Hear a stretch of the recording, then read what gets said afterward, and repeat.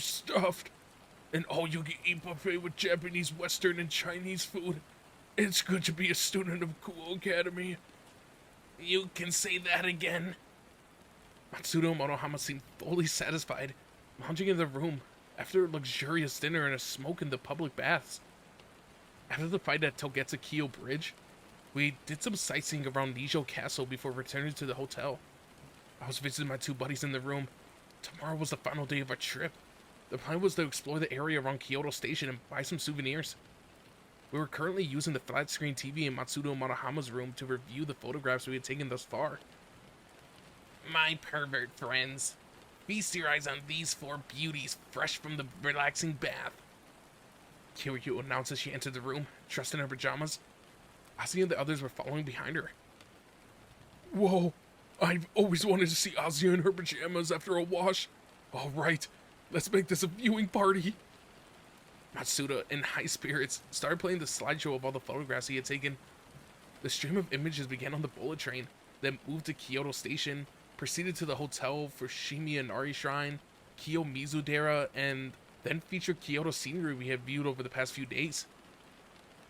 This was when Motohama almost fell down the stairs. Matsuda, wasn't that when you stuffed your face with sweet rice dumplings at the restaurant and managed to get them all stuck in your throat? You know, I wish you quit staring at girls from other schools with those perverted eyes of yours. You didn't have to bring those expressions all the way to Kyoto. It reflects poorly on our academy. We all burst into laughter as Matsudo, Motohama, and Kiryu shared their thoughts on the adventures thus far. Our once-in-a-lifetime school trip. As I enjoyed our little viewing party, I clenched my fist in determination. No matter what happened, I would face tomorrow together with my friends. And then we would all go home to Kuo Academy.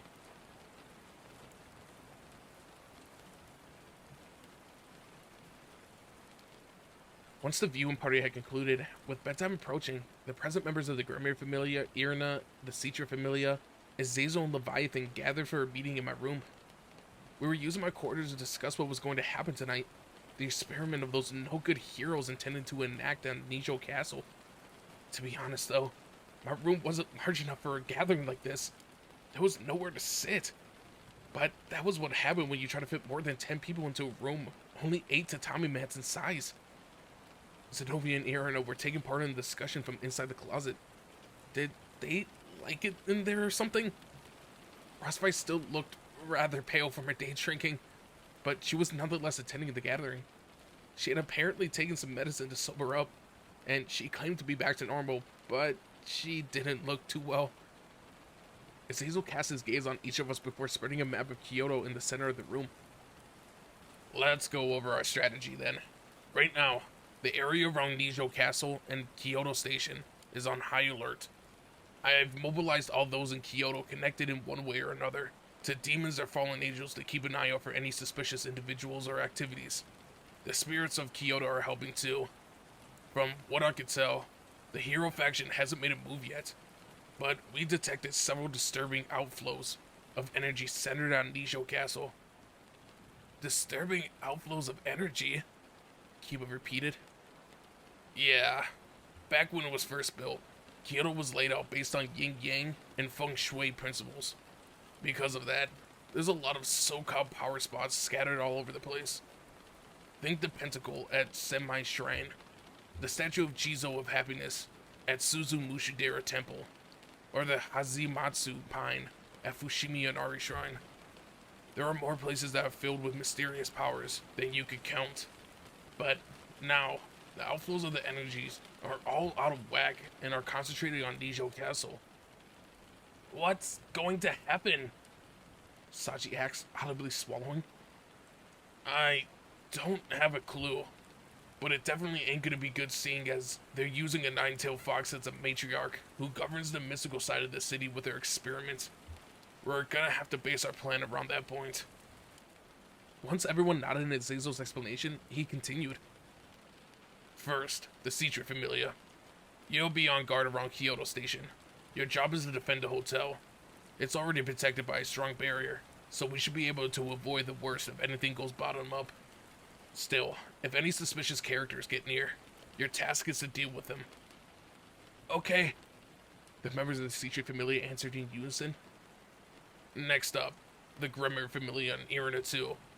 Sorry about always throwing you in the deep end, but you're on the offense. Once you're done here, I want you to head to Nijou Castle. To be honest, your enemy is gonna be an unknown quantity. This could end up being a dangerous gamble, but your first priority is to rescue Princess Yasa. Get her and escape ASAP. Hopefully, that will be enough to muck up their little plan. There's always a chance that they're lying about the test, but given Cao Cao's attitude, it could be true. Then again, it could have been just a ploy to get us involved. Are we strong enough to face them? I questioned. It was all well and good to put us on the offense, but even with Irina, we were only 5 in total. Considering the strength and the numbers of those heroes, there was no way that would be enough. Azazel nodded. Don't worry. I'm bringing you some professionals to assist. They've been our strongest reinforcements in a bunch of skirmishes with the Chaos Brigade. With them on your side, your odds of success should be a bit better. Reinforcements? Who exactly? Keep abreast. Just think of them as a massive help. Seriously, this is good news. Azazel said, his lips curling in a pleased grin.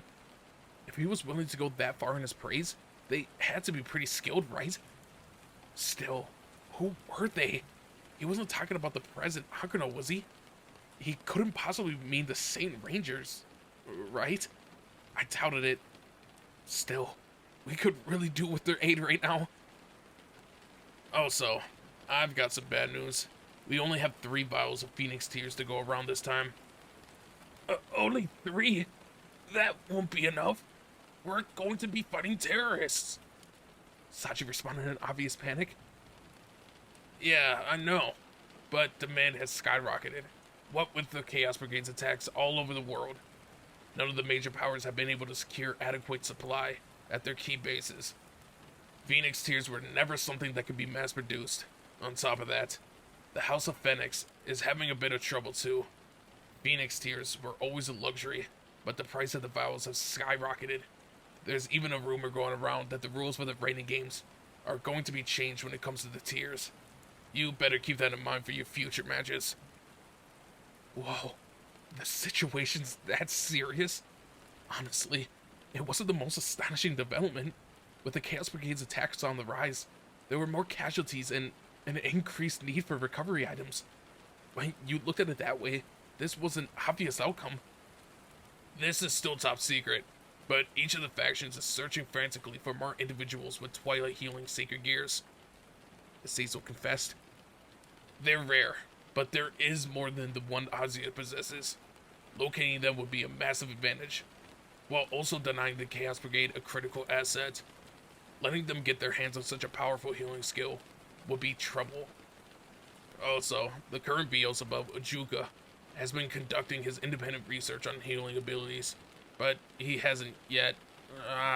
Well, there's no need to discuss that now.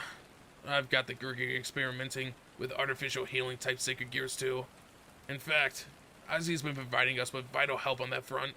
The results look promising. Ozzy's face turned red at this praise. I had no idea.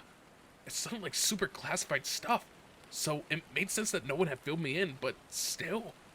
Ozzy was making herself useful behind the scenes in the underworld. She was such a generous and selfless individual. Seriously, I was overflowing with pride. Although she didn't enjoy fighting, Ozzy kept her training up as well. If the chances presented itself, she might even unlock her balance breaker, right? I couldn't wait to see the effect it would have on her abilities. Alright, that's the general situation. I'll give 2 vials of the tears to the offensive team, the Grummer Familia, and the other one to the supporting team, the Seacher Familia. Use them wisely. Yes, sir. We responded as one.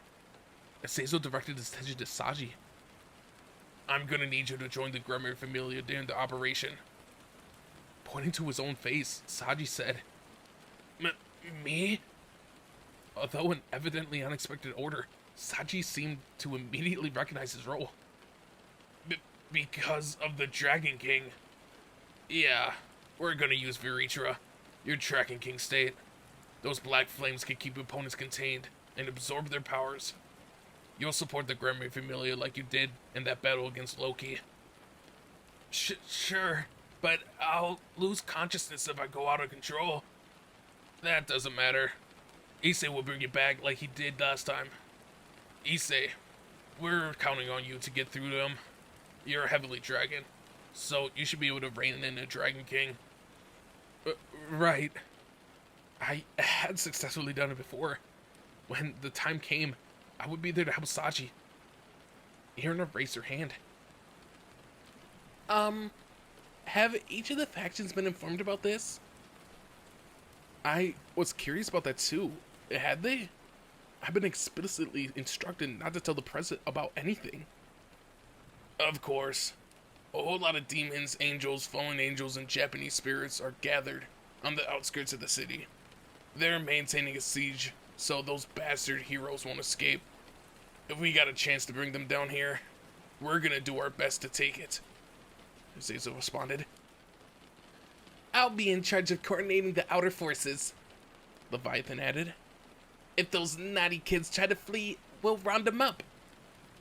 Leviathan's tone of voice was buoyant and cheerful as ever, but I knew from experience that if the situation got out of control, she too would start rampaging. I've also contacted Sona at Kuo Academy. It sounds like they're going back. It sounds like they're gonna back us up however they can, Zazel stated. So the chairwoman and vice chairwoman were ready for action too. That left out our Familia's two great ladies and my underclassmen. Teach, what about the Prez? I inquired. Zazel frowned at that. Yeah, I try to reach out. Chalk this up to bad timing. But they're visiting the underworld right now. I cocked an eyebrow. Did something happen? Zazel nodded in response. Apparently, there was a riot or something in the urban region of the Grimoire territory. They're busy responding to it from what I hear. A riot? Don't tell me it's the Chaos Brigade's doing. And the President and the others are dealing with it alone. Zazel flashed me a forced grin, trying to calm my panic. Some followers of the old demon regime are behind it. There doesn't seem to be any direct connections to the Chaos Brigade. Still, they're wreaking havoc. So Rias and the others had to get involved. It will be her territory someday after all. Graffia's assisting her as well. And with her in the fray, those rioters are as good as toast. It's hard to trust the veracity of all this, yet, supposedly, Lady Grimoire is out there. Whoever's responsible for the trouble in the underworld will be in for a hell of a deal with 3 Grimoire women.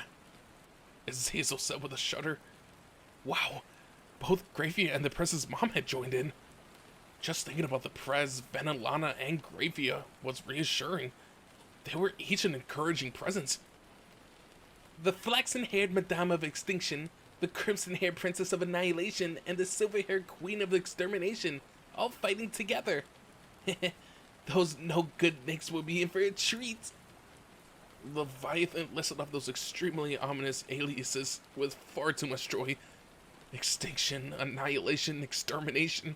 Those titles all screamed, don't touch me. Grimoire women sure had formidable reputations. I got the impression that neither Rias' father nor her brother Sirsax dared opposing their wives in private. Sounds like you got a rough future ahead of you too. As Hazel rested a hand on my shoulder, nodding. What was that supposed to mean? I didn't really follow.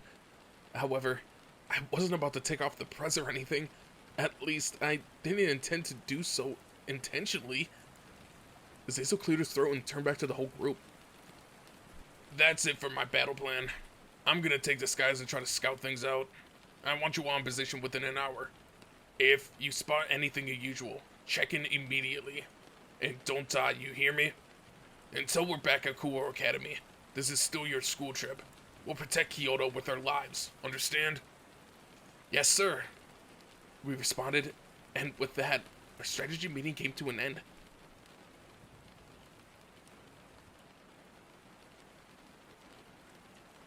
After completing my battle preparations, I went down to the hotel lobby, where I arranged to meet Ozzy and the others. It looked like I was the first in my group to arrive, but I spotted Azazel and Rosvice sitting at the table on the other side of the room. No sooner did he notice me than Azazel raised his hand, calling out, "Issei, good timing." "Yes?" "What now?"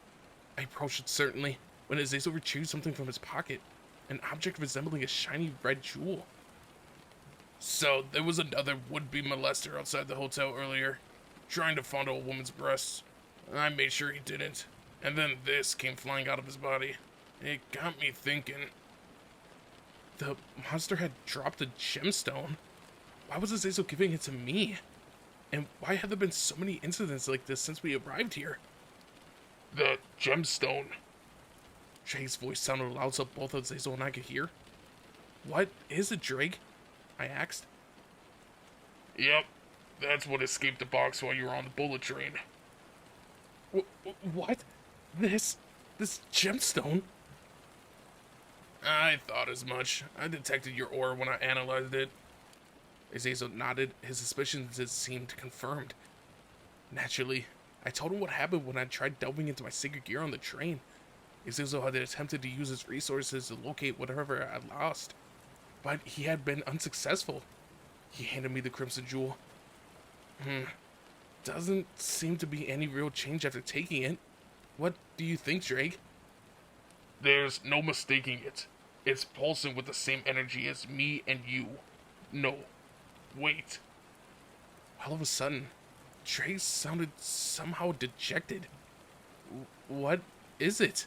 I asked. I started inspecting the data in that gem. Drake explained, his voice one of low dismay. Your possibilities. What was in that box? They've been passed around Kyoto from one person to the next by touching people's breasts. What did he just say? That didn't make any sense. Azazel broke out into a chuckle, as though he had just solved some great puzzle. I see. So all those groper incidents throughout Kyoto were caused by your possibilities. This jewel moving around. Basically, anyone, man or woman, who came into contact with this thing would become obsessed with filling up other people's chests. Seriously? So you're saying all these groper incidents were because of my potential? Had whatever inside that box developed a love for boobs because I was the press dragon? Matsuda had undoubtedly been the first affected.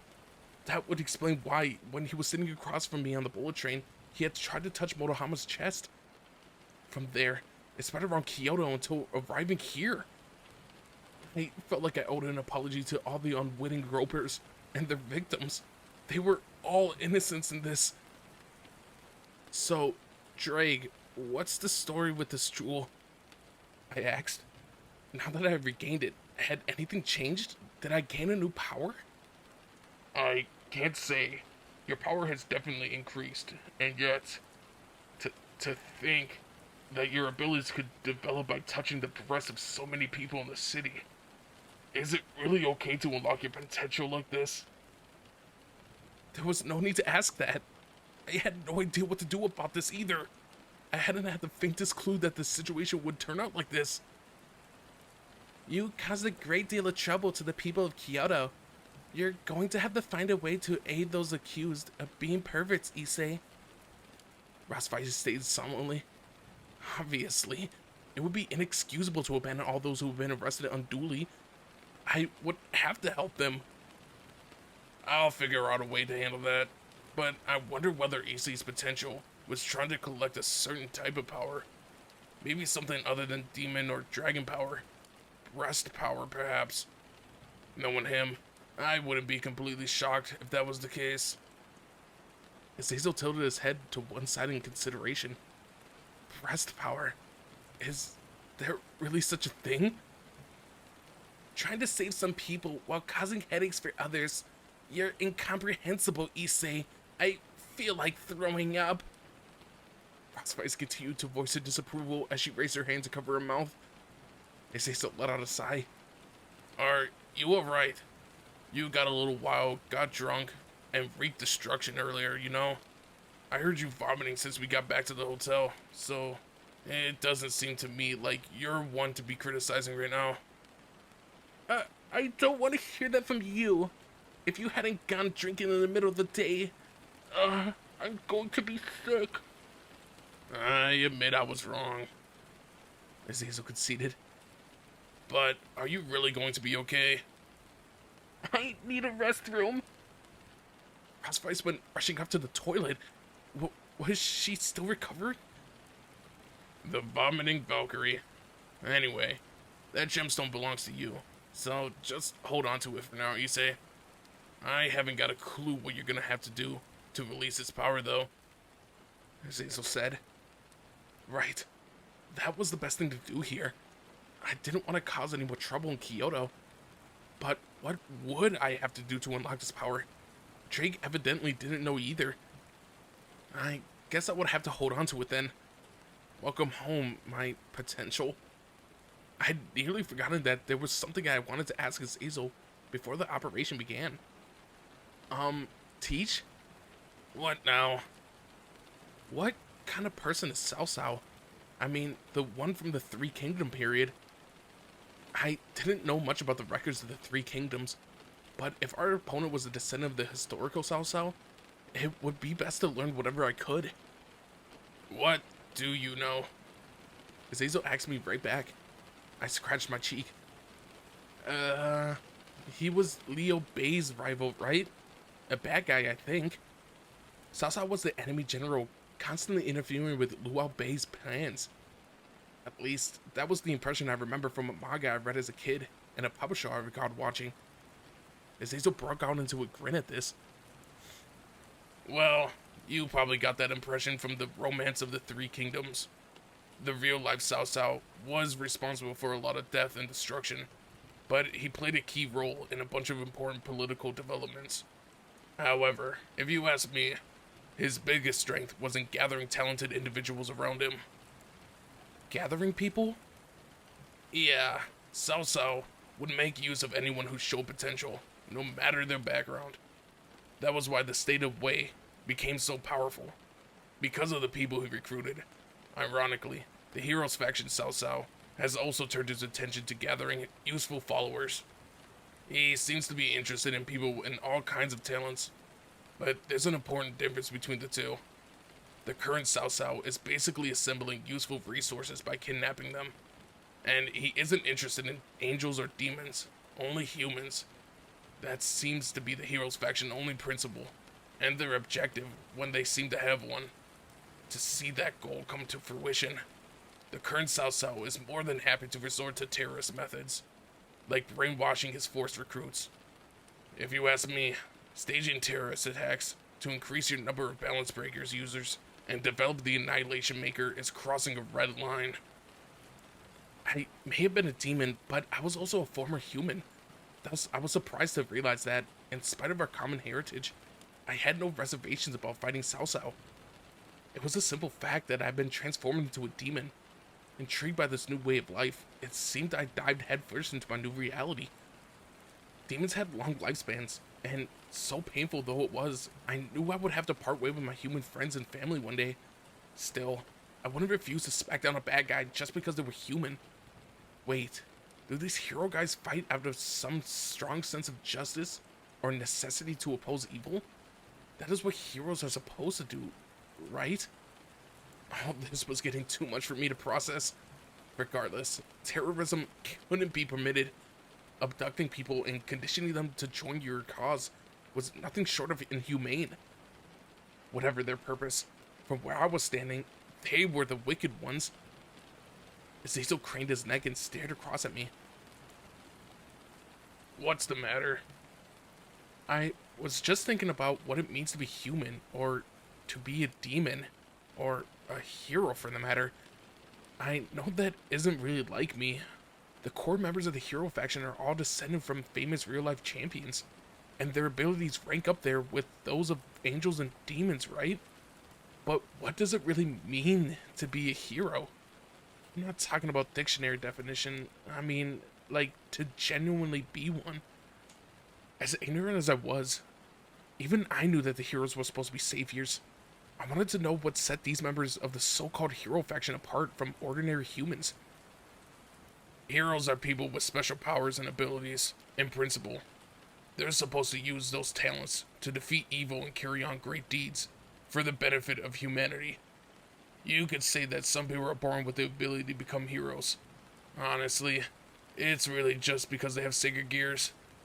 Those weapons are supposedly gifts bestowed by God to certain humans to help them save others. And yet, suffice to say, not all sacred gear users become champions of the downtrodden. They don't always find happiness either. Merely being born with the ability to become a hero doesn't necessarily mean someone will. There are plenty of folks out there who abuse their talents. Born with the ability to become heroes. That was incredible. I was seriously jealous of them. Heroes.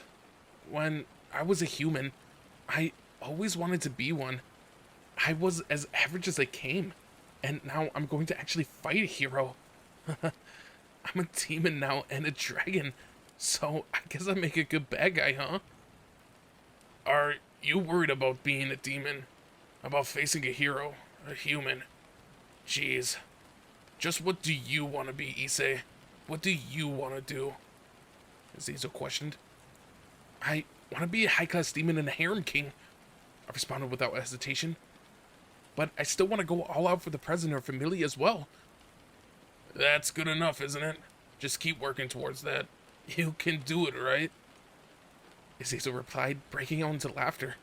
At that moment, something clicked inside of me. Huh. I guess you're right.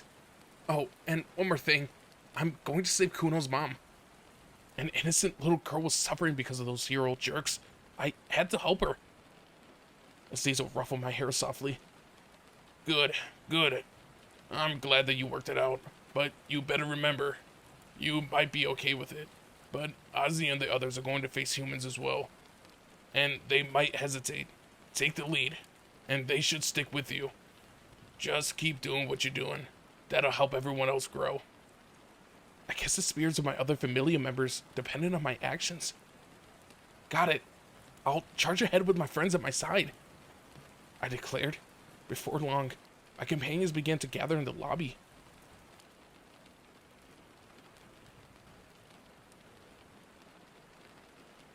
As we left the hotel, we met with the members of the Citra Familia near the entrance. Don't do it. Don't overdo it, Jen. That's right, Jen. We promised to buy souvenirs for the chairwoman tomorrow, remember? Right. Thanks, Hanakai Kusaka. Genshiro, show those terrorists what the Citra Familia is made of, alright? You betcha, Yura. If you find yourself in danger, fall back to safety. I've been practicing, Meguri. Saji's companions offered encouragement for him as we left. I'd heard that he'd grown closer to the other Familia members over summer break. Unfortunately, he didn't appear to have made any progress with the chairwoman. The same could be said for me and the press, though. I let out a tired sigh, and Kiba placed a hand on my shoulder. In the president's absence, you're a substitute king, Issei. What? I was taken aback by this sudden vote of confidence. Seriously? I'm our king? Are you really okay with that? I asked, pointing to myself in bewilderment. Kiba frowned doubtfully. What are you saying? You've always said how much you want to become a king, independent of the president. That being the case, it's only natural for the rest of us to look to you for instruction, don't you think? I guess that tracks. Still, was I up to filling Rias' shoes? Doubt was building in my gut. During the battle earlier today at Tagetsukiyo Bridge, you were the one that told us what to do. Even if we did have our backs to the wall, I can't say whether your strategy was the best one available to us, but we all came out in one piece. So I think you did a fair job, and I believe that you should take charge again tonight. Kiba, you approved of the amateur orders I issued out of desperation. Zenovia, standing beside me, voiced her support too. That's right. Irina, Ozzy, and I worked together when we were following someone else's commands. You might have taken the leader role on the spur of the moment, but it was thanks to you that we all managed to get back on track without the prez. Yep, but don't act overly impulsive, alright, Issei? Irina cautioned. Yes, you can't afford to overplay your hand, Ozzy added. I'm a newcomer to this team, so I'll leave this to you, Issei. You're my senior here, after all, Frostvice said, looking as though she might throw up again. Would she really be okay? Everyone was looking out for me, and I thought I had done a fair job. I was reminded just how great it was to be part of a familia. A guy couldn't have asked for better companions.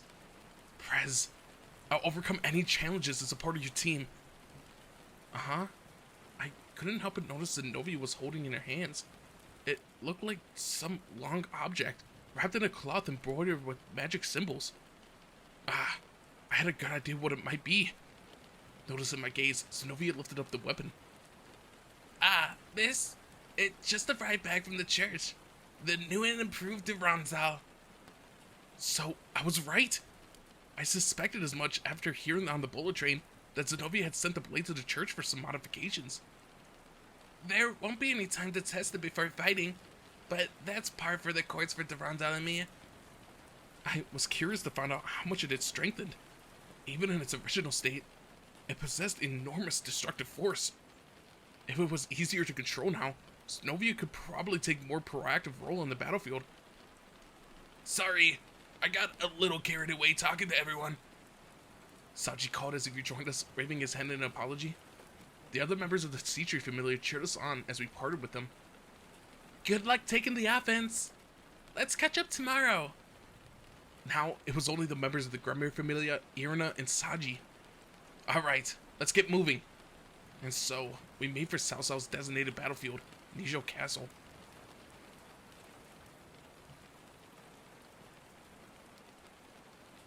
After departing the hotel, we headed to the bus terminal at Kyoto Station. From there, we'd take the bus to Nijou Castle. For appearance's sake, we were all wearing our winter uniforms. Zenobia and Irina were in their usual church-issued combat outfits underneath. That way, if the fighting got intense, they could remove their uniforms for freer movement. Frostvice covered her mouth with her hands. She was still battling the occasional bout of nausea. Honestly, she still seemed in pretty poor shape. Just how much had she drunk? Over the course of this trip, I'd seen many sides of Frostvice that I hadn't known existed.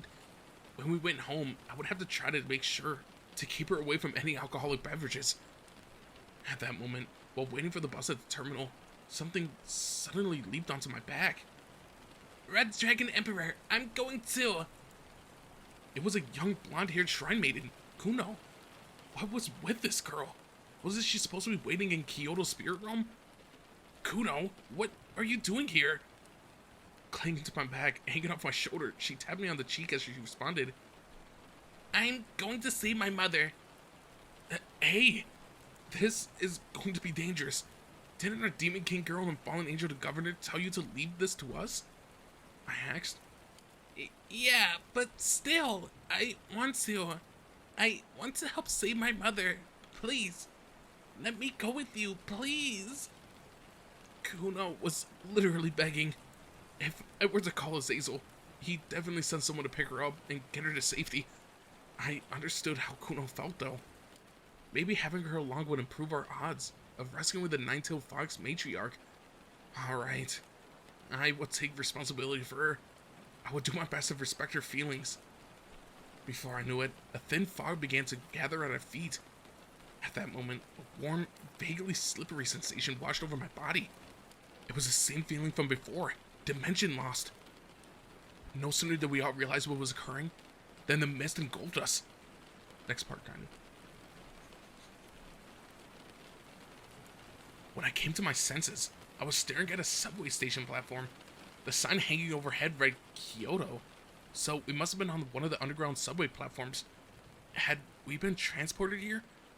We've been doing a lot of teleporting recently. A quick glance around revealed that my friends were gone. Initially, I thought I was alone, but... Is this a subway platform? Kuno asked, still hanging from my shoulders. Evidently, she'd been brought here with me. Looks like we've been caught in the same thing that happened earlier, I remarked. So, is this another copy of Kyoto? In an alternate dimension? Those baddies have unbelievable powers. Kuno was right. It was one thing to catch us in that fog, but to recreate the entire Kyoto station in an artificial battlefield was nothing short of incredible. All of a sudden, my cell phone began to ring. It was Kiba. Had he been dropped nearby? Honestly, I was more stunned that my phone still worked than anything else. Hello? Kiba, where are you? Have you been transported to this weird dimension too? Yeah, I'm at the Kyoto Imperial Palace. Rospice and Sachi are here with me. Where are you? I'm with Kuno. We're on the subway platform in Kyoto Station. Hold on. Let me check my map. I sat Kuno down from my shoulder and retrieved my map, spreading it out on the ground. We all been provided with these before setting out. Kyoto Imperial Palace is... here. Northeast of Nijou Castle. Wait. Hold on. This battlefield is pretty big, isn't it? I mean, if it stretches out this far from Nijou Castle... Indeed. They must have recreated the city of Kyoto, with the castle as the epicenter. Raiding game battlefields can be vast, so that isn't particularly unusual. But whoever designed this place must have done a lot of research.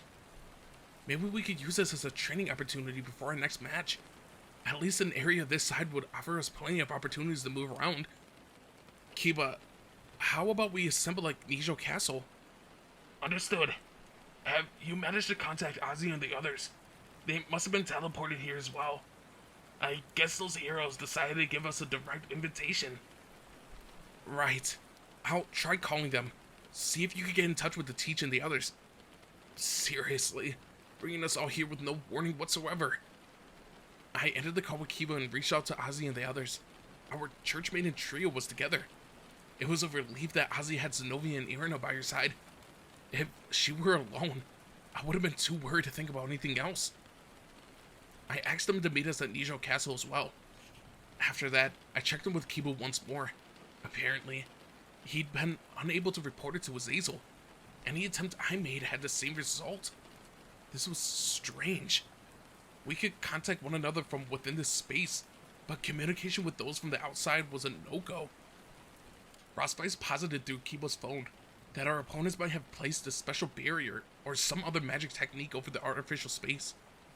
Yet, if they could do that, why were they alright with letting us talk to our teammates within? It really made no sense. Whatever the case, thinking about it wasn't going to get me anywhere. I had to focus on reuniting with the others, and that meant getting to Nijou Castle. We had taken the subway from Nijou Castle to Kyoto Station on the way back from the hotel after checking the place out earlier. That being the case, I could probably make my way there by following the subway line. I started my gauntlet countdown so I would be able to move quicker. Above all, we were in enemy territory. I had to be ready for anything. Welsh Dragon, Balance Breaker. A flash of red light enveloped my body, solidifying into a set of armor. Kuno watched with admiration. I saw you do that earlier today, but your heavenly dragon armor is really beautiful. So, this is the legendary dragon. She tapped her hand against my scale mail here and there, positively beaming with interest. Her sense of curiosity was no different from the reactions of my younger fans. She may have spoken like a princess, but at heart, she was still a child. How could have someone robbed this girl of her mother? No matter their reasons or motivations, I couldn't forgive those heroes for abducting a woman who had done no wrong. Kuno, I'll save your mom. Don't leave my side, alright? I'll protect you. Kuno's face turned bright red at this declaration. Okay. She was blushing. It was so cute. Unfortunately, I sensed a hostile presence approaching while we spoke. I peered further down the platform, and I spotted a man dressed in the uniform of those heroes walking towards us. Malevolence emanated from him, and it was directed squarely at me. There could be no mistaking it. I was his target. He came to a stop a short distance away, breaking out into a grin. Good evening, Red Dragon Emperor. Do you remember me? Nope. I didn't have the faintest clue who he was. I don't have the best memory, I answered. At this, the man's grin soured. Fine. I suspected as much. I'm probably just a small fry to the likes of you. Why would you remember me? But thanks to the powers I've gained during our last bout, I am capable of going toe-to-toe with you. The man's shadow began to move and swell, as though alive. At that sight, I suddenly recalled a black-cloaked figure capable of controlling shades. He'd redirected attacks through them. Oh, you're the Sacred Gear guy who attacked my hometown, aren't you? The man chuckled. Correct! You messed me up good back then. Things are going to be different this time, however. The regret, the fear, the anguish that you drummed into me has pushed me to the next level. So now, I'm going to show you the skills of a real shadow wielder. A dull rumbling sounded as an indescribable sense of pressure bore down on me. The shadows projected by the pillars and vending machines around us began to twist uncannily. In his low voice, the man declared, Balance breaker! The low-pitched sound grew more intense. The sense of foreboding that this man exuded continued to increase as the shadows gathered towards him, rising up and wrapping around his body. They enveloped him whole, and then began to take shape, shifting into what looked like an armored figure. A full-body suit of armor comprised entirely of darkness. It was just like my balance breaker. Kinda resembles yours, don't you think? He whispered in evident amusement, as though having read my mind. Yes, when you defeated me, all I could think about was building a stronger defense. I needed armor like yours. That's how much your terrible attack power left an impression on me, Red Dragon Emperor. This is the evolution of my Sacred Gear, the Night Reflection. In its balance breaker form, it becomes the Night Reflection Death Cross. How about I give you a taste of what you did to me last time? The man's suit writhed with eerie life, his face heavily shrouded, enough so that his gleaming eyes were visible. Appearance-wise, he looked just like a monster. Without Azia, I probably wouldn't be able to use promotion. Yeah, my luck was running thin before the battle had even started. Still, this would make for good practice. I would have to do my best without a promotion. Maybe my confidence had improved with my skills. I no longer felt anxious before a fight. Perhaps that was the result of being in so many heated conflicts. Admittedly, I wasn't entirely calm. I trembled slightly in uneasy anticipation. That wouldn't stop me from fighting, however. With a few rating games and clashes with superpowered opponents like Volley and Loki under my belt, the sight of an enemy activating their balance breaker no longer filled me with fear or uncontrollable trepidation. After all, my daily sparring partner, Kiba, had a bunch of holy demon swords. I clenched my fist and fired up the booster on my back. I lunged towards my opponent with tremendous speed, ready to strike with my left fist, and yet my strike passed clean through him. His body seemed to scatter like smoke, and there was no impact whatsoever. My target was completely fine. It felt like I punched a cloud. I immediately glanced over my shoulder before dashing towards my opponent again, this time loosing a strong kick. Yup, as I half expected, the attack didn't connect either. I returned to my original position, adjusted my battle posture. My opponent hadn't moved at all. Attacks are useless against my shadow armor, physical ones especially so, he bragged. Given the properties of the shadow enveloping his body, standard blows would be useless. Good for him, I guess, but direct hits were what I excelled at. I charged a volley of small dragon shots in my hand and hurled them his way. However, the dragon shots disappeared inside of his body. They hadn't made contact, instead getting sucked right in. I could sense what would happen next, given the nature of this guy's abilities. Sure enough, my dragon shots came flying back towards me from every corner of the station platform. Damn it, so you could still do this redirecting trick? During our last encounter, his shadows had been able to swallow all of our attacks and send them back hurtling towards us from different directions. I took Kuno in my arms and leaped to safety as I parried my own energy blasts. I wouldn't be able to show my face in public again if I allowed to get taken out by my own attacks. the whole rumbling sound intensified again. The shadows stretching along the platform all turned towards me. They morphed, producing razor-sharp blades. Thankfully, my armor was pretty durable. Weapons like that wouldn't pose a threat. That was why it was all the more incredible that Cyreorg's punches were capable of damaging it. I must have let myself get distracted as a shadow appeared out of nowhere, wrapping around my left foot and tied me to the ground. Not only that, but a barrage of other shadows formed and the spears came flying my way. Not yet! I activated my Ascalon from my gauntlet and carved through my bindings before leaping to safety. Talk about a nuance. This guy was clearly a technique-type fighter. It was the kind of opponent I was most ill-suited against. Some would lash out with all kinds of incomprehensible attacks, and the defenses of others had a way of making conventional attacks ineffective. My opponent had both of those qualities. Ha ha ha! That's it! Yes, very well done, Red Dragon Emperor. But your attacks are useless against me. If this turns into a battle of endurance, I will be the winner. Oh, he sounded pretty sure of himself. I suppose I couldn't fault him for it. If he stalled long enough, my armor would disappear once time was up. What was I supposed to do?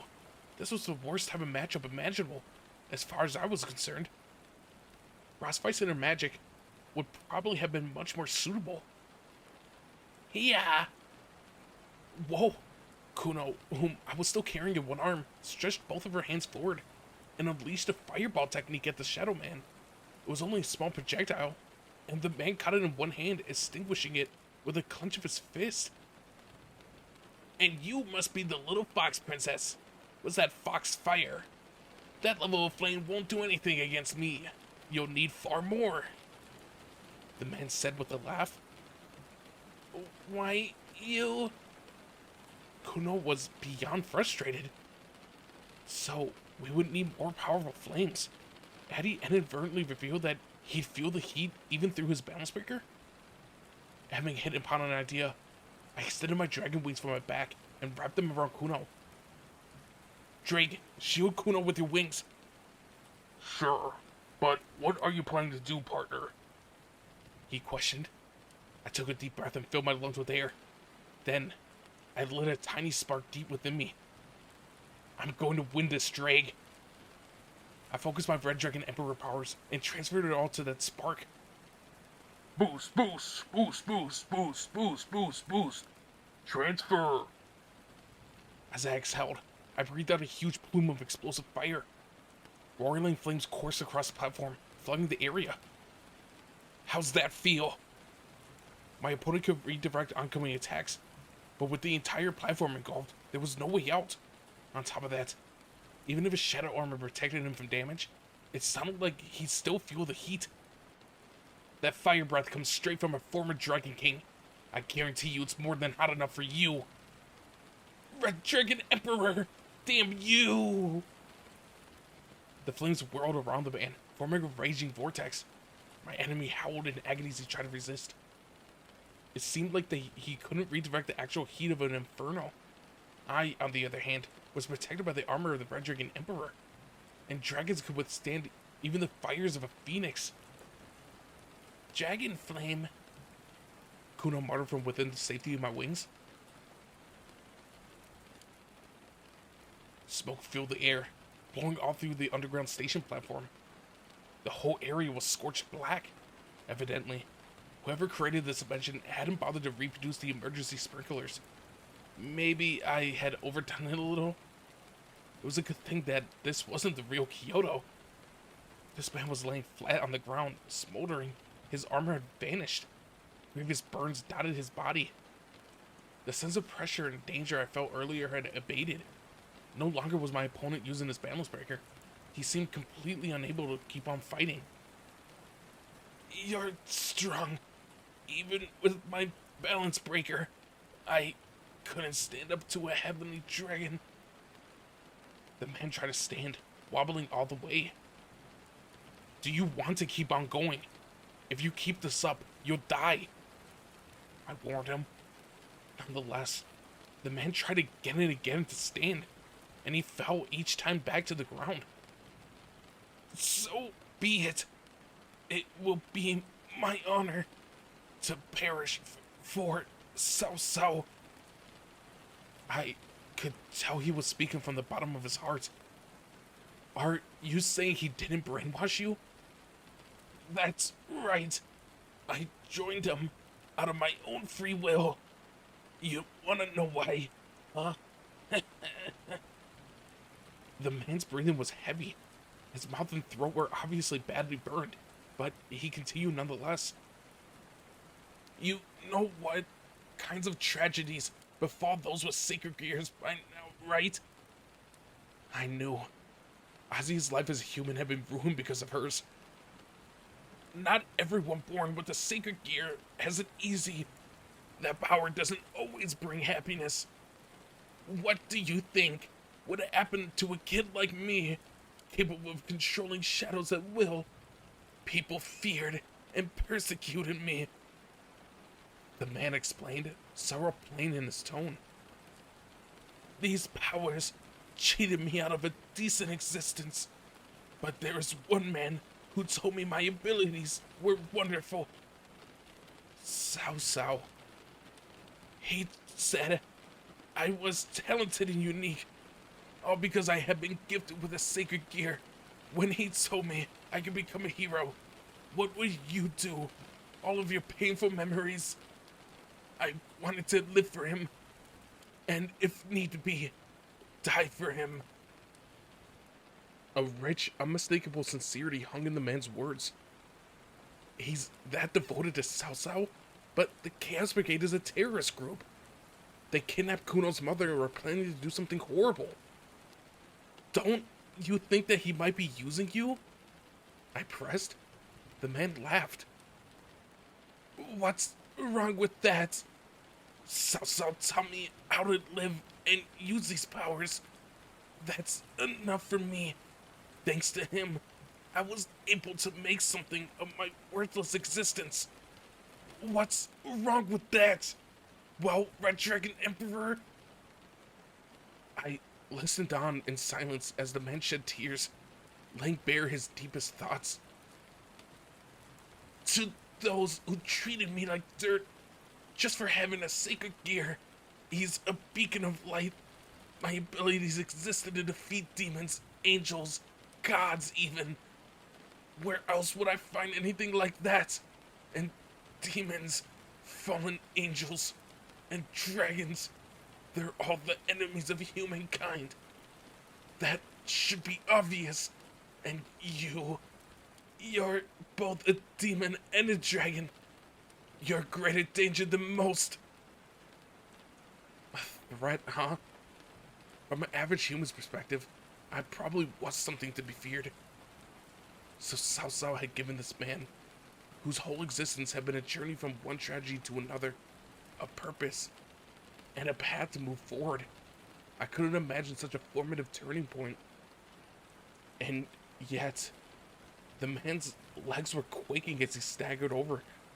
His hostility remained unabated.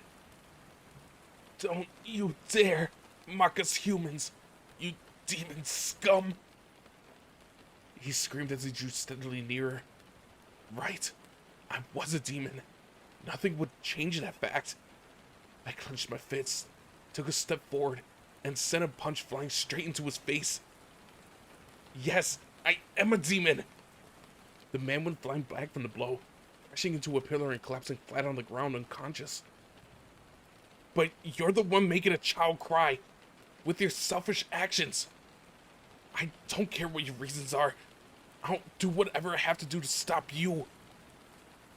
After a final glance at the sprawled figure, I turned my attention to the subway tunnel stretching deep into the dark.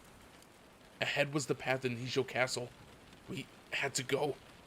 Everyone else likely defeated the heroes sent to intercept them, and were undoubtedly en route to our destination. Let's go, Kuno. I lifted her onto my back, spread my dragon wings wide, and took off.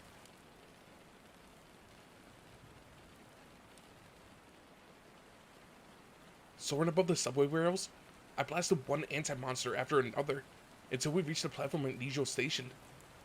There, I led Kuno up the stairs and outside. and we made our way to Nijou Castle's east gate. The rest of my team was already waiting on us. Sorry for the delay, I apologized. Rossweiss suddenly appeared, clad in her Valkyrie armor, and leaned against the pole and vomited. Saji patted her back, asking, "Are you okay?" She was 100 yen Valkyrie, a drunkard Valkyrie, and a vomiting Valkyrie all in one. Rossweiss was truly incredible. She earned so many new alliances during our short time in Kyoto. Kiba welcomed Kuno and me with a smile. It's good to see you're both safe. I was a little apprehensive about Rossweiss, but at least everyone else looked well. The others' clothes were torn and charred a little here and there, but as far as I could see, no one was hurt. Kiba and I were each carrying a vial of Phoenix Tears just in case. Fortunately, neither of us had needed them. You're okay, Azia? Yes. Zenobia and Irina protected me from those assassins. You can count on us, Zenobia declared, already clad in her combat outfit. Having a healer around is such a huge relief, Irina added. She had cast off her school uniform as well. Apparently, my worries about us being separated had been for nothing. Azia had been with the two other girls this whole time, so I should have had more faith. Zenobia's Duranda was hanging from her waist in a decorated sheath. It really gave off a different impression now that she was carrying it openly. Its dangerous holy aura no longer overpowered all of its vicinity, so maybe she didn't need to store it in a hidden spatial fold anymore? Oh, what about Rossweiss? I inquired. She helped me fend off our opponents. However, she must have moved around too much, and now, well... Kiba looked at a loss, just as unsure what to make of the Valkyrie situation as I was. No sooner had we all reunited than the huge gates leading up to the castle swung open with a heavy noise. Kiba flashed me an obviously bitter smile at the sight. It looks like they've been waiting for us. The main performance is about to begin, he remarked. I sighed in answer. Seriously, why do they have to toy with us? After exchanging nods of confirmation with one another, we all proceeded to the castle grounds.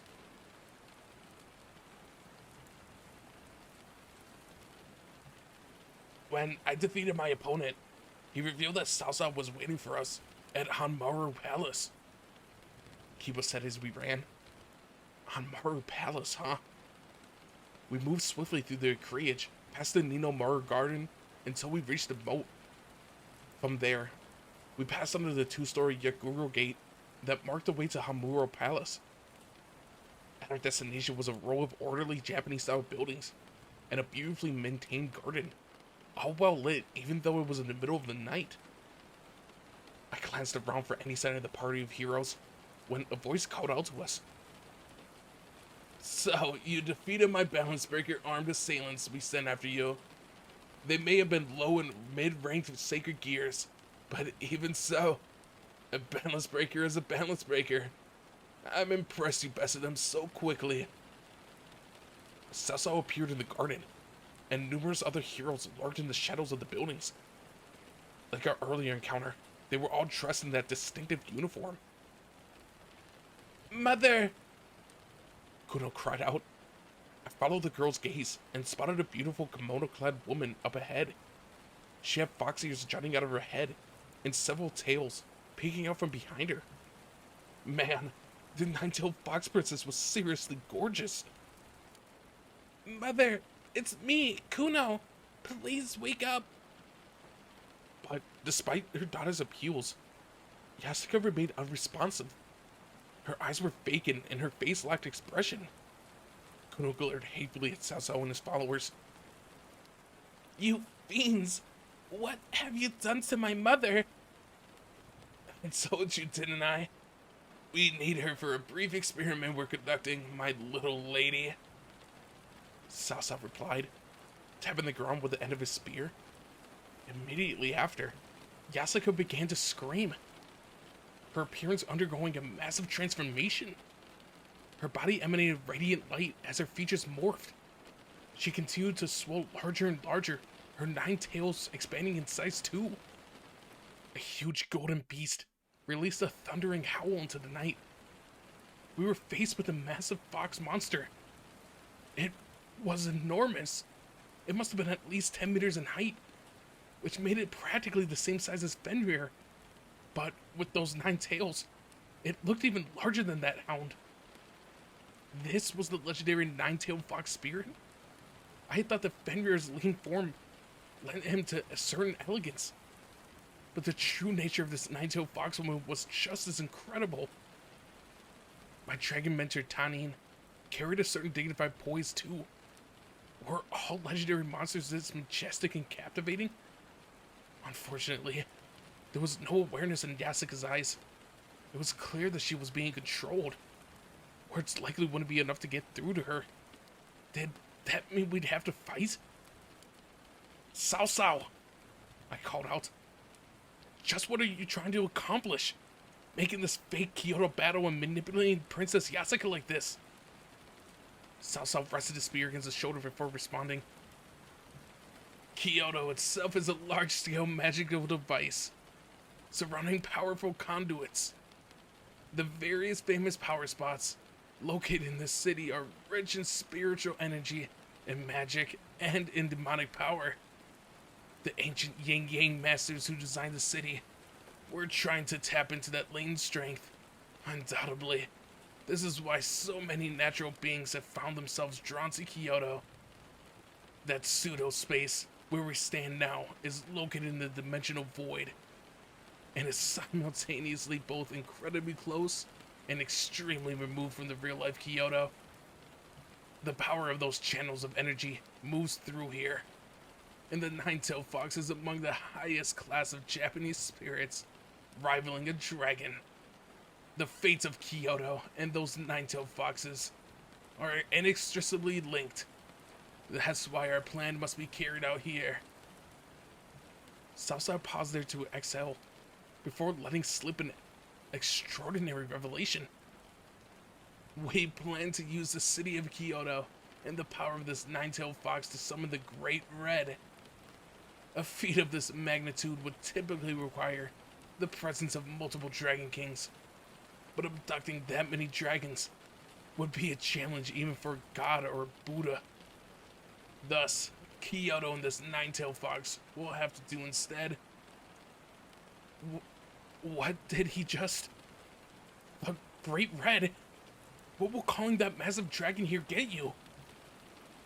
He's just floating in the void. What's the harm in that? I demanded.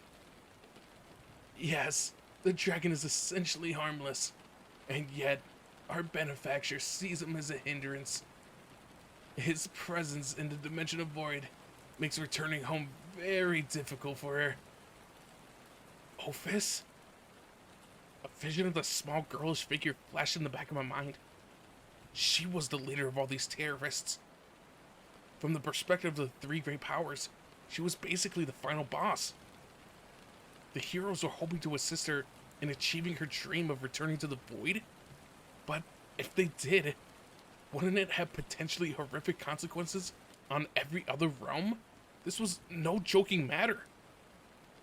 Nervously, I asked, "So, you're going to summon the Great Red and then kill him?" Sao Sao shook his head. No, we might not need to go that far. For now, our plan is just to capture him. Depending on how the situation develops, we'll decide what to do from there. There's still so much we don't know. For example, what kind of effect would a dragon eater exert on the apocalypse dragon? In any event, our experiment is merely an attempt to summon that mighty being, no more. The dragon eater frowned at the mention of that new term, whatever that thing was. It didn't sound good. I don't have a clue what you're talking about, but I don't care. If you catch that massive dragon, you'll be causing a huge problem for everyone. Give Princess Yasuka back. As I spoke, Zenobia pointed her blade in Sao Sao's direction. The Ronda was still sheathed, but the pieces of its scabbard began to move. with a violent noise. Intense plums of holy aura surged from the shifting parts on the sheath. Then the aura wrapped around the blade, solidifying into a massive sword. This was the new and improved Durandal? No longer did its intense power overwhelm the surroundings. All that strength had been concentrated into the blade. I could feel the energy within it, even through my armor, and standing a short distance away. Durandal must have completely fused with its scabbard, which now was served to control the tremendous destructive potential. It's like Issei said. I can't really wrap my head around what your endgame is here, but what you're attempting threatens a lot of people. You're going to have to stop it, Zenobia declared. I couldn't have said it better myself, Kibu agreed with a nod. Me too, Irina added, conjuring a sword of light in her hand. It's always a life or death crisis with the Grimmer Familia. Saji laminated with a sigh. Sorry, buddy. We're always getting caught up in problems like this. Well, this is for the Academy and all my friends, he muttered. Black serpents suddenly appeared over his arms, legs, and shoulders, wrapping around his body until it was completely covered in those dark snakes. Then, a massive serpent rose up by his feet. The huge creature positioned itself beside him, its whole body a massive shadowy frame. Saji's right eye had turned a deep red, just like those of a snake. I was struck by an incredible sense of pressure. Teach, haven't you gone a little overboard boosting Saji's abilities? Even in his regular fighting state, this power-up had turned him into a completely different person than the Saji I found in the underworld. Veritra, I'm sorry about this, but I need your strength. Kyoto should help us cool off once it's all over, so let loose today, huh? Saji whispered as yet more black fire erupted all around him. The next moment, the serpent spoke back in a deep voice. My other self, which is our prey, the one with the holy lance or the fox, either one is fine with me. Eons have passed since I last walked the waking world. How about I reduce them all to ash? Whoa, that flame snake was suggesting some frightening stuff. Evidently, it had recovered enough of its consciousness to speak, and this was just one piece of the ancient Dragon King. Its intimidating aura was completely different from Tanin's, more unsettling and terrifying. Veritra was supposedly good at ensnaring its enemies. For the time being, I just wanted to contain Princess Yasuka in her nine-tailed fox mode, but before I could relay that instruction, Zenobia raised the Durandal into the air, which released a terrible sound. The sword in its holy aura expanded to more than 15 meters in length right in front of me, as though to pierce heaven itself. Damn it, that's long. Whoa, it's massive. In our previous battles, Zenovia's dual-wielding combination of Durandal and Ascalon had produced a similarly enormous wave of holy power. At the same time, I'd likened that energy to twin pillars of light, and yet the new Durandal easily dwarfed them. Additionally, the weapon's aura was focused in the blade this time, rather than dispersed. Seriously, Zenobia? The battle was only just beginning, and she's ready to let loose with an overpowered attack? This first move is mine. Take this! As though to answer to my thoughts, Zenobia brought her 15-meter-long Durandal and its holy aura down on the band of heroes. Like a huge uprooted tree, it crashed towards Sao and his lackeys. The impact of Zenovia's strike blasted the entire Hamaru Palace into pieces. And the momentum of the holy aura didn't stop there. It tore ahead through other structures, the public facilities, and even the distant scenery. The ground itself wasn't spared either, rent in two. Earth-shattering tremors knocked us from our feet and down to our knees. When that last attack subsided, everything before me had been reduced to ruin. The destruction passed beyond the castle moat, annihilating even the buildings outside without leaving so much as a trace. That level of power was off the charts. Was it even fair to cause that much devastation? Phew. Zenobia stopped to catch her breath as she wiped sweat from her forehead, and she returned the Durandal to its sheath. Phew? There was no time for that. She was acting as though the job was over and done with. Opening up with a massive overkill was plain uncouth. Actually, if it got us to win, maybe it wasn't too bad. Hey, Zenobia, that was a little excessive for an opening move, he called out. The person in question, however, turned to me, making a peace sign with her fingers. Any good overture starts with a bang. What about our battle with Loki? Hey, come on! Truthfully, I knew arguing was a waste of breath. There was no getting through to that girl sometimes. Relax, I was just calibrating my strength. If I felt like it, I could have wiped out this whole area off the map. My hope is to pull off something like your fully charged dragon shot, but it's kinda tough. Yep, I'm trying to reach the level of your power-type fighting style. Give me a break! That isn't anything like me. I'm not obsessed with destruction. Zenobia was a knight, and yet she desired raw strength. It truly set her apart from Kiba. Perhaps she would have made a better rook. Zenobia tapped her new weapon's hilt. This Durandal has been alchemically merged with Excalibur's. My jaw fell open. Excalibur's? Seriously? Let me explain, Irina began. In broad terms, the multiple Excaliburs in the Church's possession has been used to create the sheath for Durandal. Their power is great enough to contain the Durandal's calamitous aura. On top of that, the Excalibur sheath lends its own attack strength to Durandal. The Holy Swords work to amplify each other in that way. The result is truly lethal. As to provide evidence, Irina motioned to the leveled buildings. I see. So the Excalibur's holding Durandal's aura while also boosting its potency? Which means all that strength has effectively been merged, I said. That seems to sum it up, Issei. Apparently, the church started researching this idea when they realized the Durandal's aura could affect the other holy swords. Ah, you mean Zenobia kept the Durandal in the spatial fold, but fed its aura through Ascalon during the match over the summer when we went to rescue Azia, and she used it to amplify Ascalon's power, right? Irina nodded. Yep. That's what got everyone thinking. So the Durandal and the Excaliburs had been fused into a single sword. Oh, hold on. Didn't the church only have 6 of the 7 Excaliburs? Had they been able to complete the sheath without a full set? Zenobia lifted the weapon into the air. The Ex-Durandal, she declared. That's what I named this holy sword. The Ex-Durandal, huh? That seemed to be a decent enough name. A good fit for a next level power-up. It would have been nice to have taken them out in one hit, Zenobia remarked, her gaze shifting up ahead. Fortunately, that band of heroes wasn't weak enough to fall after a single attack. From the midst of the desolate rubble ahead of us, an arm suddenly shot up from the ground.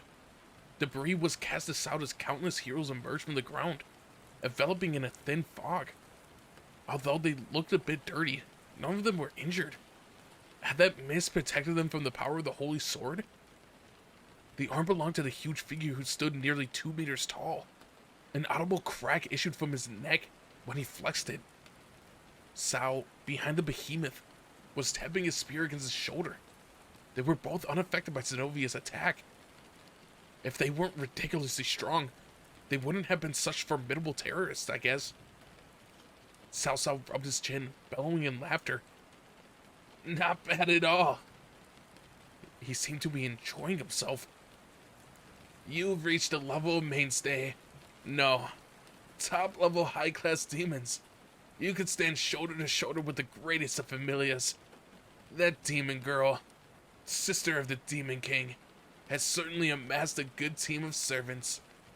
When you enter a raiding game in earnest, you'll no doubt earn yourself a double-digit ranking in no time at all. Maybe you even reach the top in a decade or so. Either way, you're a tough group. Shalba Beelzebub was a complete fool to underestimate you. Siegfried broke into a grin. He was so obsessed with the ancient pride that he couldn't see the newcomers were gaining on him. That's the reason Vali abandoned him, and it explains how the old demon regime collapsed. Anyway, I'm itching to go after taking that attack. Indeed. Let's begin with the experiment, Cao Cao said, and he knocked onto the ground with the spear. In evident reply, the nine-tailed fox, Princess Yasa, began to glow. What was going on? Georg, pour the energy from the power spots into the nine-tailed fox and prepare to summon the Great Red, Cao Cao instructed. Understood, responded the youth wearing a mage robe over his uniform. Georg stretched out his hands, and multiple rows of magic circles appeared around him. The glyphs in the array began to spin at an incredible speed. Not only that, the sheer number of them rivaled Rosvice's capabilities. It looks like he's making use of the deep wealth of magic techniques, all at once. There's Norse magic, demon magic, fallen angel magic, black magic, white magic, spirit magic. Rosvice observed, watching all in clear suspicion. Is this mage that good? Wait, and he's the one controlling the fog too, right? So he's got a Longinus and a pro magic user? A huge magic circle unfolded at the nine-tailed fox's feet. Its appearance was unfamiliar, but something about it struck a chord in my memory. This one bore a resemblance to the array Azazel had used when we summoned the consciousness of that enormous Dragon King Midgardsimer. The nine-tailed fox let out a terrible scream. Her eyes opened wide, emanating a range of dangerous colors, while the golden fur covering her body stood up on end. It was clear just by looking that she wasn't in her right state of mind. She would be in serious danger if this kept up. The magic circle and the sacrifice for summoning the Great Red are in place, the miscontrolling mage stated. The next step is to see whether the Great Red would be drawn in by the power of the city. It's a stroke of unexpected good fortune that we have another Dragon King with us, as well as the Heavenly Dragon, to help catch his attention. That said, I can't leave the magic circle. Sorry, Cao Cao. It's taken all my effort just to maintain it. Cao Cao waved his hand in acknowledgement. Got it. Alright, what shall we do now? Leonardo is busy using the Annihilation Maker, with the others trying to engage the allied forces outside. I wonder how much time he'll be able to buy us. According to my reports, a number of Seraphim have joined the Demon King Leviathan and the fallen angel Governor Azazel. Jean, Hercules. Yes? You called? An exotic blonde woman wielding a slender sword and the giant from earlier both stepped forward. These two have inherited the determination, the souls, of Jeanne d'Arc and Heracles. Siegfried, who do you want to fight? Cao Cao asked. At this question, Siegfried drew his blade, leveling his tip towards Kiba and Zenobia. The woman, Jeanne, and the macho man, Heracles, broke out into laughter. In that case, I'll take the adorable little angel. She's so cute after all. Guess that means the silver-haired lady is mine then. Doesn't look like she's up for much of a fight, though. Our side exchanged glances. It was Kiba and Zenobia versus Siegfried, Irina against Jeanne, and Rosvice facing Heracles. I suppose that leaves the Red Dragon Emperor for me. What about you, Veritra? Cao Cao cast Saji an inviting look. Saji's flames roared intensely, but I raised a hand to hold him back. Saji, you need to deal with the nine-tailed fox. Try to find some way to pull her out of there. I get the monster showdown. Fine. Don't die, Kyoto. That goes for you too. Good luck, I replied. I already promoted to a queen before coming here. I'm raring to go. After that brief exchange, black fire swept over Saji's body, expanding and climbing high into the air. Veritra promotion! The jet black flames roared into the sky, gradually taking on a long and slender form of an eastern dragon. The huge jet-colored dragon let out a tremendous roar before turning straight for the nine-tailed fox. Saji, it seemed, had completely shifted into his Dragon King form without issue. His black flames swept around the magic circle, and began to give off a dull, dim aura. Veritra supposedly possessed a great many abilities, several of which have been used to considerably affect Loki. His target was different this time, but hopefully, it would be equally effective against the nine-tailed fox spirit. I turned to our healer. Azia, look after Kuno. Okay. Kuno, can you watch Azia's back for me? Leave it to me, but... Don't worry, I interrupted, flashing the girl a thumbs up. Well, save your mom. My dragon wings spread wide as the propulsion unit on my back surged to life. My target was Cao Cao, the leader of the heroes and the owner of the ultimate Longinus. When did it become the norm for me to be pitted against the boss-level enemies? It felt like it had been happening non-stop recently. I guess I gotta see this through to the end, I muttered. Hey, are you stronger than Volley? Cao Cao grinned and chuckled at my inquiry. Who's to say? I may be a fragile human, but I'm certainly not on the weak side. Quit messing around. Anyone who holds his own against Azazel has to be strong. That's true. But your Azazel is super powerful, wouldn't you say? I haven't quite reached his level, breast dragon. After that exchange, a brief silence blanketed the battlefield. Then, Saji and the nine-tailed fox began to lay into each other, like a pair of giant monsters from a movie. Veritra's black wings whirled around the nine-tailed fox, encircling her. An intense burst radiated from the spirit a second after. Whatever was going on, it seemed to be causing Yasuka considerable pain. Was this the same power absorption technique that Saji used against Loki? If he kept this up, maybe we would be able to resolve this without injuring the princess. Yet, just as I began to hope, the nine-tailed fox spirit spewed a fierce stream of fire from her mouth. It wasn't quite as powerful as that geezer Tanin's breath, but it still packed considerable heat. I could feel it through my armor. Any subpar opponent would have been reduced to ashes in an instant. Saji, in his Veritra form, similarly let loose a column of black flame from his maw. The two attacks collided midair over the palace, triggering a massive explosion.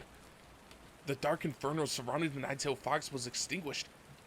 And so, this contest between the two huge monsters continued. Damn it! I can't control my fire barriers as well as I did against Loki. Focus, my other self. My power requires concentration, but that alone won't be enough. This creature possesses great strength, even in her natural state, and she is now channeling the power of Kyoto. Moreover, that mage's circle is operating as some form of a shield. The techniques are interwoven, a real nuisance. They're interfering with my powers, working to nullify my flames. When you drain the fox's powers, they're instantly replenished by the energy flowing through the city. At this rate, we may tire before she does. I could hear Saji's conversation with Veritra through my boosted gear. The nine-tailed fox, the strength from Kyoto's many powerful spots, that magic array, they were all obstacles. Facing them alone couldn't have been easy. Do you need me to transfer you extra power? I asked through my sacred gear. Maybe if I give him a boost, Saji could use it to destroy the mage's circle. No. Before you channel the Red Dragon Emperor's powers to my other self before he masters his own abilities, it is possible he will lose control. The only way he will learn to handle those skills is through real battle. Veritra answered. Hang in there, Saji. If push comes to shove, I'll help however I can. Alright, don't forget to kick that guy's ass too. Saji called back. Leave it to me. As we communicated through our sacred gears, Veritra and that nine-tailed fox both breathed out more fiery attacks. Their high-energy flames met again, releasing a massive burst. The confrontation between the pair of giant creatures sent explosion flying all around us, laying waste to the surroundings. We members of the Grummy Familia and our hero foes held firm, however, ready to do battle. Now that Saji had claimed an opening move, it was our turn. Kiba, Zenobia, fall back a little. We need to keep these guys at a distance from Princess Yasuka, I called. The two of them replied in unison, taking off in a run with Siegfried in pursuit. Each clash of their blades produced silver sparks. Siegfried, fighting with 3 swords simultaneously, parried Kiba and Zenovia's strikes using minimal movement. Then he lunged forward with a sharp thrust. It looked like the new sheath surrounding Zenovia's extra rondo could be retracted, exposing the blade for regular combat. One blade isn't enough, she cried, grabbing apart an extra rondo sheath and pulling it back to reveal another grip, which she quickly separated from the main weapon. As a fresh sword emerged, what I had thought was an extended grip was actually an additional weapon. What kind of construction was that? Did extra rondo house extra swords? Was it one of the Excaliburs? Seriously, that thing is full of fancy party tricks. Zenovia, now dual-wielding, readjusted her stance and increased the pace of her strikes. Siegfried laughed, evidently amused at her increased effort. This is getting interesting. Okay, I'll show you something special too. Siegfried lashed out with one of his demon swords, forcing Kiba and Zenovia to fall back to evade. I swallowed with trepidation. Siegfried was emanating an indescribable sense of pressure and intimidation. Just watching his murderous aura swell like that sent a cold sweat running through my back. Balance breaker! 3 new silver-colored arms suddenly jolted out from the guy's back. I couldn't believe it. He was like an Asura, and those new limbs all drew fresh swords. He was employing a fighting style that used 6 swords simultaneously. The magic blades Terrafin and Danesloth, and a sword of light for fighting demons. I used to battle for the church after all. With a fearsome weapon in each of his hands, he truly did resemble an Asura. This is my Chaos Edge, Asura Revenge, my Balance Breaker, and a special kind of twice critical. An ability as simple, it gives me more arms to fight with. Pretty useful for a guy like me, who battles with only skill and a few good magic blades. Shall we see how long you can keep up? Kiba, Zenovia. While I was worrying about them, Irina leaped into action against Jean. Irina spread her pure white wings and hurled a barrage of luminous spears towards her opponent. It was a keen attack. Any human or average level demon unfortunate enough to be on the receiving end of one of those projectiles would probably have been annihilated on the spot. Jean avoided them with little apparent effort though. That lady sure was fast. She wasn't quite at Kiba's level, but her movements were swift enough that I had difficulty keeping up. Not bad. Your attacks are well honed. My little angel cutie. I'm moved. Why does she sound so pleased? Jean pulled out a slender rapier and deflected Irina's next oncoming attacks. How about this then? Irina dived in close to Jean like a streak, her sword of light raised. Jean met the attack head on, locking blades. A screeching sound pierced the air as the two weapons pushed against each other.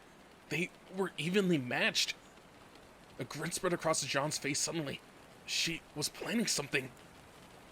Holy sword! She shouted, and another weapon abruptly emerged from her feet. Irina was clearly startled, but thankfully, she managed to twist her body to dodge. Jean took advantage of that opening to push ahead with another thrust, and Irina extended her wings, taking to the air and falling back. As she watched Irina hovering up above, Jean looked strangely amused. Not bad at all. I underestimated you. You don't disappoint, my little angel cutie. I'm Archangel Michael's ace. Don't you belittle me. Oh, you're with Michael? Got it. Since Siggy's showing off, I suppose I might as well do the same. Jean said with a wink. Siggy? Did she mean Siegfried? And show off? Don't tell me she's about to... What do you think about my ability, Blade Blacksmith? It's the Holy Sword equivalent of your friend's Holy Demon Sword forging power. I can craft holy swords with practically any attribute. They don't normally hold up against a genuine article, but there are exceptions to every rule. Jean remarked, grinning. A holy sword version of Kiba's technique. I'd always figured that there was other skills like his out there. Kiba's ability was bolstered by his balance breaker, and after what Jean had stated about exceptions, an unpleasant thought came to my mind. Balance breaker! An incredible number of swords erupted from below Jean's feet as she flashed Irina a cute smile. Holy swords piled up, amassing into one enormous object. Jean's creation was a huge dragon of holy swords. Seriously?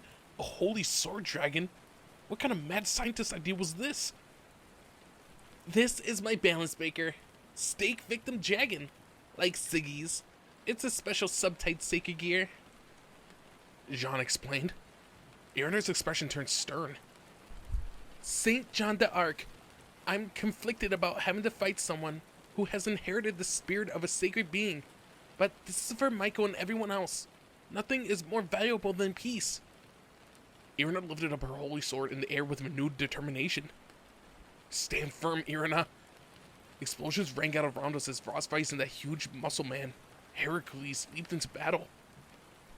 Gah, my spells aren't even affecting him. Frostface was casting techniques in every direction, yet even when they made direct contact with their target, Heracles merely plowed right through. Ha. Good, good. Your magic is seasoned just right. He was laughing, completely unfazed by Frostface's bombardment of Nordic spells. On closer inspection, I realized that he was injured. The wounds were minor, but they covered his body. How could he withstand all of that and enjoy himself? Just how sturdy was this guy? With each of Heracles' punches, another one of Frostface's magic shots was destroyed. It was like he held bombs in his hands. Frostface deftly avoided his strikes, yet Heracles' fists sent such terrible vibrations through the air that the swings shattered a distant tree into dust. My Seika gear, the variant detonation, detonates the targets of my attacks. We could have ourselves a good fireworks show if we keep this up, eh? However, everyone else is activating their balance breakers, so I'll never hear the end of it if I don't keep up with them. Sorry about this, but I'm going to go full balance breaker mode and blow you away. Ha! Balance breaker! As Heracles let out a tremendous bellow, a brilliant glow surged from his body. The light concentrated into clusters around his burly arms, legs, and torso. When finally it subsided, the muscle man was covered with spikes. No, they weren't spikes. They were missiles. How could he... Here's my balance breaker, mighty comet detonation. Frostface wasted no time pulling away from Heracles. At this rate, this place won't... With a grimace, she hurried away from Hanmaru Palace. She was clearly trying to keep the rest of us out of the path of those missiles. Ha ha ha! You're a kind woman, trying to distract me to keep your friends safe from the blast. Good, good. I'll play along. Heracles bellowed in a clear excitement. Once she judged she was a safe distance away from the rest of us, Frostface spun around in the air and conjured more magic circles that I could count. Heracles must have been really eager, because he was preparing to fire all the missiles at once. Naturally, there was no way I would let that slide. I stretched my arm towards him, readying a dragon shot. The moment Heracles launched his projectiles, I would shoot down as many as I could with an attack of my own. Unfortunately, before my attack was fully prepared... Hey now, you're fighting me, Cao Cao said, appearing right in my line of fire. Fine then, I thought. Eat this! My dragon shot raced for my palm and exploded with a tremendous sound. Cao Cao had raised his spear, knocking my arm upward and sending my dragon shot veering up into the sky. At the same time, Heracles' vast volley of missiles sped for Frostface. The projectiles erupted with an incredible burst and collided with Frostface's magic circles. The resulting blast engulfed the whole area. I spotted a figure among the smoke. It was Frostface. She landed safely on the ground, although she looked pretty banged up. Even with the enhanced defensive attributes of a rook and her protective spells, she had taken a nasty hit. On top of that, her magic, which was strong enough to lay waste to an entire city, seemed largely ineffective against Heracles. Did that mean Heracles was superior in both offensive and defensive capabilities? Perhaps his techniques were particularly honed against magical attacks. Whatever the case, the priority was mending Rosvice's injuries. Heal her, Azia! I instructed. Azia directed the warm glow of her sacred gear at Rosvice. Our battle mage responded with a thumbs up. Alright, looks like she's back in fighting conditions. Way to go, Azia. Ha! Healing powers, all the better. Heracles looked nothing if not excited to see that Rosvice was back on her feet. This guy was a total battle fanatic. Kicking off the ground, Heracles rushed straight for her Valkyrie. Damn it, these cursed heroes all have balance breakers. Sao, having suddenly noticed my frustration, laughed and commented, Isn't it great? More balance breakers than you could ever ask for. Fragile humans like us wouldn't be able to hold our own against the likes of you without a little help after all. He spun his spear in his hands and slowly descended to the ground. A glance suggested that he was full of openings, but I knew any attack I tried would be swiftly countered. This was just a guess, but he struck me as a technique-type fighter. If I lashed out carelessly, he would definitely parry the maneuver as he had done, rendering my effort useless. It was an intimidating thought. Aren't you going to use your balance breaker too? I asked. Sao shook his head. No, we can defeat you without having to go that far. Besides, I would prefer to fully savor your skills and abilities today, Red Dragon Emperor. So, you're treating me like a joke as well. Still, something tells me that you aren't underestimating me. Not exactly. Indeed, I simply want to draw out your power and have a satisfying little bout. He was just like Volley, a more relaxed version of him, I guess. Sao wished to gauge my strength by forcing me to fight him. Heck, he was observing my every move with undisguised curiosity. Sao raised a finger. My companions have a little theory. They suggested employing a sacred gear that could accelerate the flow of time against you to diminish how long you can maintain your balance breaker. If successful, it would eliminate your armor before you could battle at your full extent. Truthfully, we have a sacred gear user to do that at our disposal, and they're very effective against time-limited techniques. I'm sure it will prove effective, as that tactic requires no combat. There's no questioning that it would deal you a decisive blow. Yet, I suspect it wouldn't be enough to defeat you. What was Sao saying? I didn't understand what he was trying to get at. You've been working to gain a deep understanding of your sacred gear. If, for argument's sake, you were to release your balance breaker yourself and fight with your regular power doubling abilities for, say, 10 seconds while under the effects of the time acceleration, what might be the result? Your power can multiply to an incomprehensible level in a blink of an eye. Of course, it remains to be seen whether the time acceleration would affect the regular workings of your sacred gear. Still, for one like you, who has probably been probing the depths of their talent, I believe it's possible. Annoyed, I questioned, what's the point of all this? Sao shrugged. This may come as a surprise to some, but I believe a direct, straightforward approach will be more likely to defeat you than any underhanded method. You are clearly wary of technique-type attacks, and I suspect it will be hard to use them against you. Fighting this guy is going to be challenging. We'd only interacted for a short time, and he already gained a deep understanding of me. It was truly off-putting. You carry two decisive weaknesses, Issei Hyoto. You are vulnerable to dragon slayers into light. The combined qualities of the dragon and a demon make you truly formidable existence. Yet, those twin traits increase your vulnerabilities too. And I see those weaknesses clearly. When I look at you, I want to prove to the world that there is no such thing as an invincible being. Well, that about sums it up. Shall we get started? Sao raised his spear and pointed in my direction. Our battle was about to commence.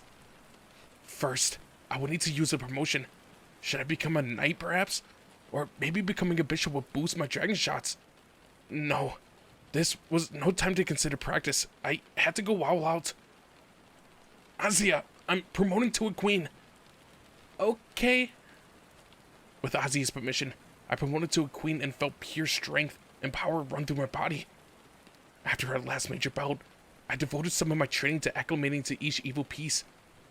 That work had enabled me to reach a point where I could make good use of each unique traits of every piece.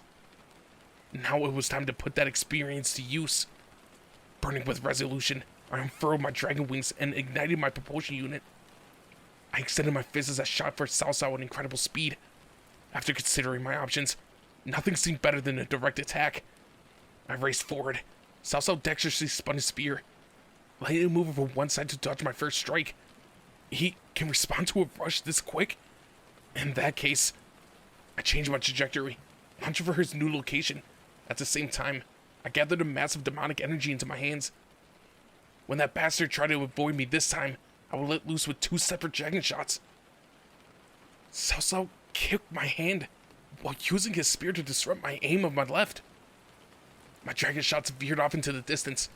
Damn it, he preempted my attack so easily. Not a second later, something struck my stomach.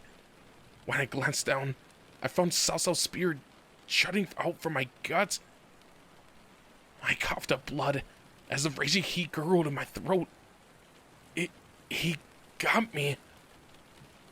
You certainly aren't weak, but your overly direct fighting style leaves you with plenty of openings. He slowly removed his weapon from my stomach. At that moment, my gut, no, my entire body was racked with searing pain. Smoke rose from all over me, centered around my wound. Trust me when I say it really hurts. The pain resembled that of a holy sword. The acrid smoke was similar as well. Right. It's the holy spear. I guess that means the effects are the same. This wasn't good. I could feel my consciousness fading. Ozzy's pale green aura enveloped my body. The pain slowly abated. She healed me. That had been a close one. Any longer, and I would have lost consciousness. But my wound wasn't completely restored. Smoke continued to issue around it. To my astonishment, the injury had reopened. Was that because the long-distance healing was less effective? Ozzy's ability to cast a restorative aura from afar was certainly useful, but it wasn't the same as receiving it via direct touch. That said, it should have still been potent under regular conditions. The damage inflicted by that holy spirit must have exceeded imagination. I pulled the vial of phoenix tears from my pocket and poured its contents on my wound. Finally, the hole in my stomach closed. Thank goodness I've been holding on to one of these. I hope you realize you nearly died, Cao Cao stated with a casual grin. You could have been annihilated, letting the holy spear pierce your flesh like that. Death comes surprisingly easy, wouldn't you say? I almost died? Seriously? Yeah, it had been a critical wound, but I had endured similar attacks in the past. Even after this one, I'd still be able to move somewhat, enough so that I'd consider punching Cao Cao in the face. Had I truly been that close to annihilation? Was that what occurred when a demon took holy damage? They ceased to exist? That's what had nearly happened to me. Smoke was coming off of me, so I guess it was true. I shuddered at the sudden realization of how close I had been to the end. That was dangerous. If I'd let myself get killed here, I'll never be able to show my face to the Professor Azia again. Cao Cao rested his weapon on his shoulder. Was that a habit of his? I didn't care either way. Heed this. That was the holy spear. No matter how strong you become, you will never be able to overcome its attacks because you're a demon. Not even Vali will survive its fatal holy power. Yeah, I understood that all too well. I couldn't afford to touch the true Longinus. What was I supposed to do then? Cao Cao seemed taken aback by my sudden reaction. Oh, so you aren't frightened. I expected you to be terrified. Maybe to cower in fear, even. Uh-huh. Of course I'm scared. But I'm not about to run away. I'll never hear the end of it from the others if I don't beat you. The Red Dragon Emperor is a serious opponent. Cao Cao burst into laughter. What was with this guy? His facial expressions were all over the place. Good, good. I see why Volley has taken an interest in you. Very well. You finally found a worthy adversary, Volley. Cao Cao wiped amused tears from his eyes, then prepared his spear, which extended a blade of light. Let's do this. The intensity of his already intimidating aura flared. Was he enjoying this? That only made the thought of fighting him even more alarming. I stretched out my right hand, preparing to unleash a fully powered dragon shot. Boost, boost, boost, boost, boost, boost, boost, boost, boost, boost. I fired a massive blast of energy straight for him. Getting hit by that would be quite troublesome, Cao Cao observed, preparing to deflect the oncoming projectile with a spear. I had expected as much, however. The moment I launched a dragon shot towards him, I ignited my booster pack and took off. Whenever he dodged my dragon shots, he always moved to the side. Cao Cao lunged out forcefully with a spear, carving the energy blast clean in two. But that didn't matter. Now was my chance to deliver a punch before he could regain his battle stance. I threw my full weight into my fist, pouring all my strength into it. I can sense your power, Cao Cao cried out with evident joy, twisting his spear in an attempt to meet my blow. Gotcha. My attack was a feint. I stopped my fist before I could reach him, leaving his counter to carve through the empty air. Next, I struck him with my left fist and, at the same time, transferred my boosted power into Ascalon, which was still stored in my gauntlet. Boost, boost, boost, boost, boost, boost, boost, boost, boost, boost. Transfer. Ascalon's blade shot from my gauntlet just as I leapt forward. A wave of energy pulsed from the holy sword. Ascalon's aura coursed towards Cao Cao. It looked like I'd finally taken him by surprise, but he didn't make the slightest attempt to get away. With a dull thud, Cao Cao's arm was sent flying through the air. Ascalon's power had severed it clean from his body. All right, feint after feint, and then the real attack. Training with Kiba had paid off. I mentally relished the victory. Yeah, that spear was definitely immensely powerful. And I had many weaknesses, but Cao Cao had shortcomings of his own. His was the frail body of a human. In terms of physical durability, I, being both a dragon and a demon, was superior. No matter how capable Cao Cao and his band of heroes were, they couldn't possibly have the sturdiness of people like Volley or Loki. My plan had gone perfectly. I might have not won yet, but I proved that I could fight Cao Cao. The man thrust his spear into the ground and caught the severed left arm in his remaining hand.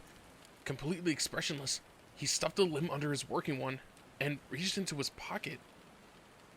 It was then that I spied a suspicious-looking object. That's... Cao Cao popped open the vial, poured its contents onto the stub of his detached arm, and then reconnected it to his body. Smoke poured from him. A moment later, he looked good as new. That vial... There could be no doubting it. Phoenix tears. What are you doing with that? I demanded. Cao Cao grinned, obviously pleased with my question. I picked it up through my black market connections. When you know who to contact, all it takes is enough money. Although, I'm sure the House of Phoenix would prefer to keep these out of our hands. How could this have happened? To us demons, Phoenix tears were highly priced and precious healing tools. To think that they were falling into terrorists' hands. We could have prevented untold suffering caused by these people's attacks, if only we had more of the invaluable items.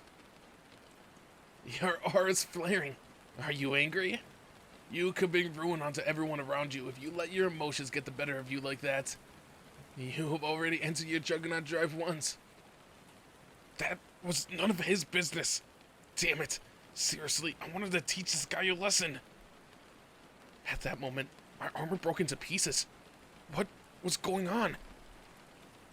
I got a few strikes in as you jumped away. It looks like there was a bit of a time lag, but evidently, only a few quick hits with my spear were enough to shatter the Red Dragon Emperor's armor. Cao Cao had inflicted damage without my noticing. Sorry, Drake, but can you restore my armor? Understood, but it will take some time. That's probably a side effect of the damage from the Holy Spear. Seriously? That damn spear is a real pain in the ass. A good attack. Strong. Very strong. I may need to make more use of my own sacred gear. That bastard Cao Cao sure was having a lovely time. For all of his strength, his body didn't appear stronger than an ordinary human's. A single good blow would end this. Of course, that was true if I took another hit from the true Longinus as well. Regardless, that was Cao Cao's weak point. Knowing this duel would be decided with one strike was scary, to say the least. Plus, he wasn't using his balance breaker. If he wished to, he could become much stronger. While racking my brain about what to do against the Holy Spear, "Irina!" Azia cried out. "Huh, so you still haven't finished over there?" That was a woman's voice. I looked around and saw Jean holding up a bloody figure in her arms. Irina. Well, he is the Red Dragon Emperor. It's not surprising that he'd last longer than his buddies. Siegfried said. The six-armed Asura was holding Kiba and Zenobia in the air. Both of them were battered and stained with crimson. Hey. You should have let me deal with them. The muscle man Heracles threw something my way. Rosvice. Her silver hair was coated in blood. Everyone. This couldn't be. They all lost? Then came a loud roar. That was Veritra. He was staring at the nine-tailed fox's many tails, moaning in pain. Sachi. Cao Cao tapped his spear against his shoulder. I'm sorry, Red Dragon Emperor. It looks like we've reached the finale. You're strong. All of you are. For demons, you've reached exceptional levels. Sadly, it's not enough to defeat heroes. Demons, fallen angels, dragons, and spirits, all forming an alliance against humanity. It's a frightening notion. Who could blame us for taking action? Our guiding principle is that humanity must defeat your dragons and demon kings. Well, that's one of our goals. Now then, Georg, how's the magic circle? The mist-controlling mage nodded. It will take a little longer.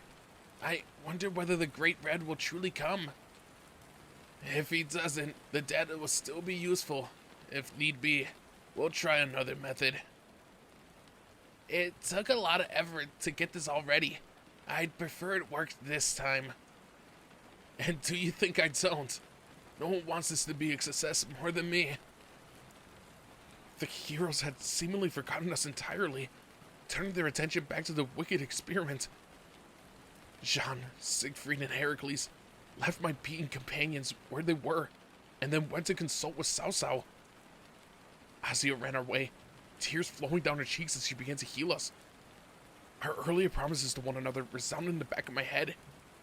We'll protect Kyoto with our lives. Teach. I couldn't do anything.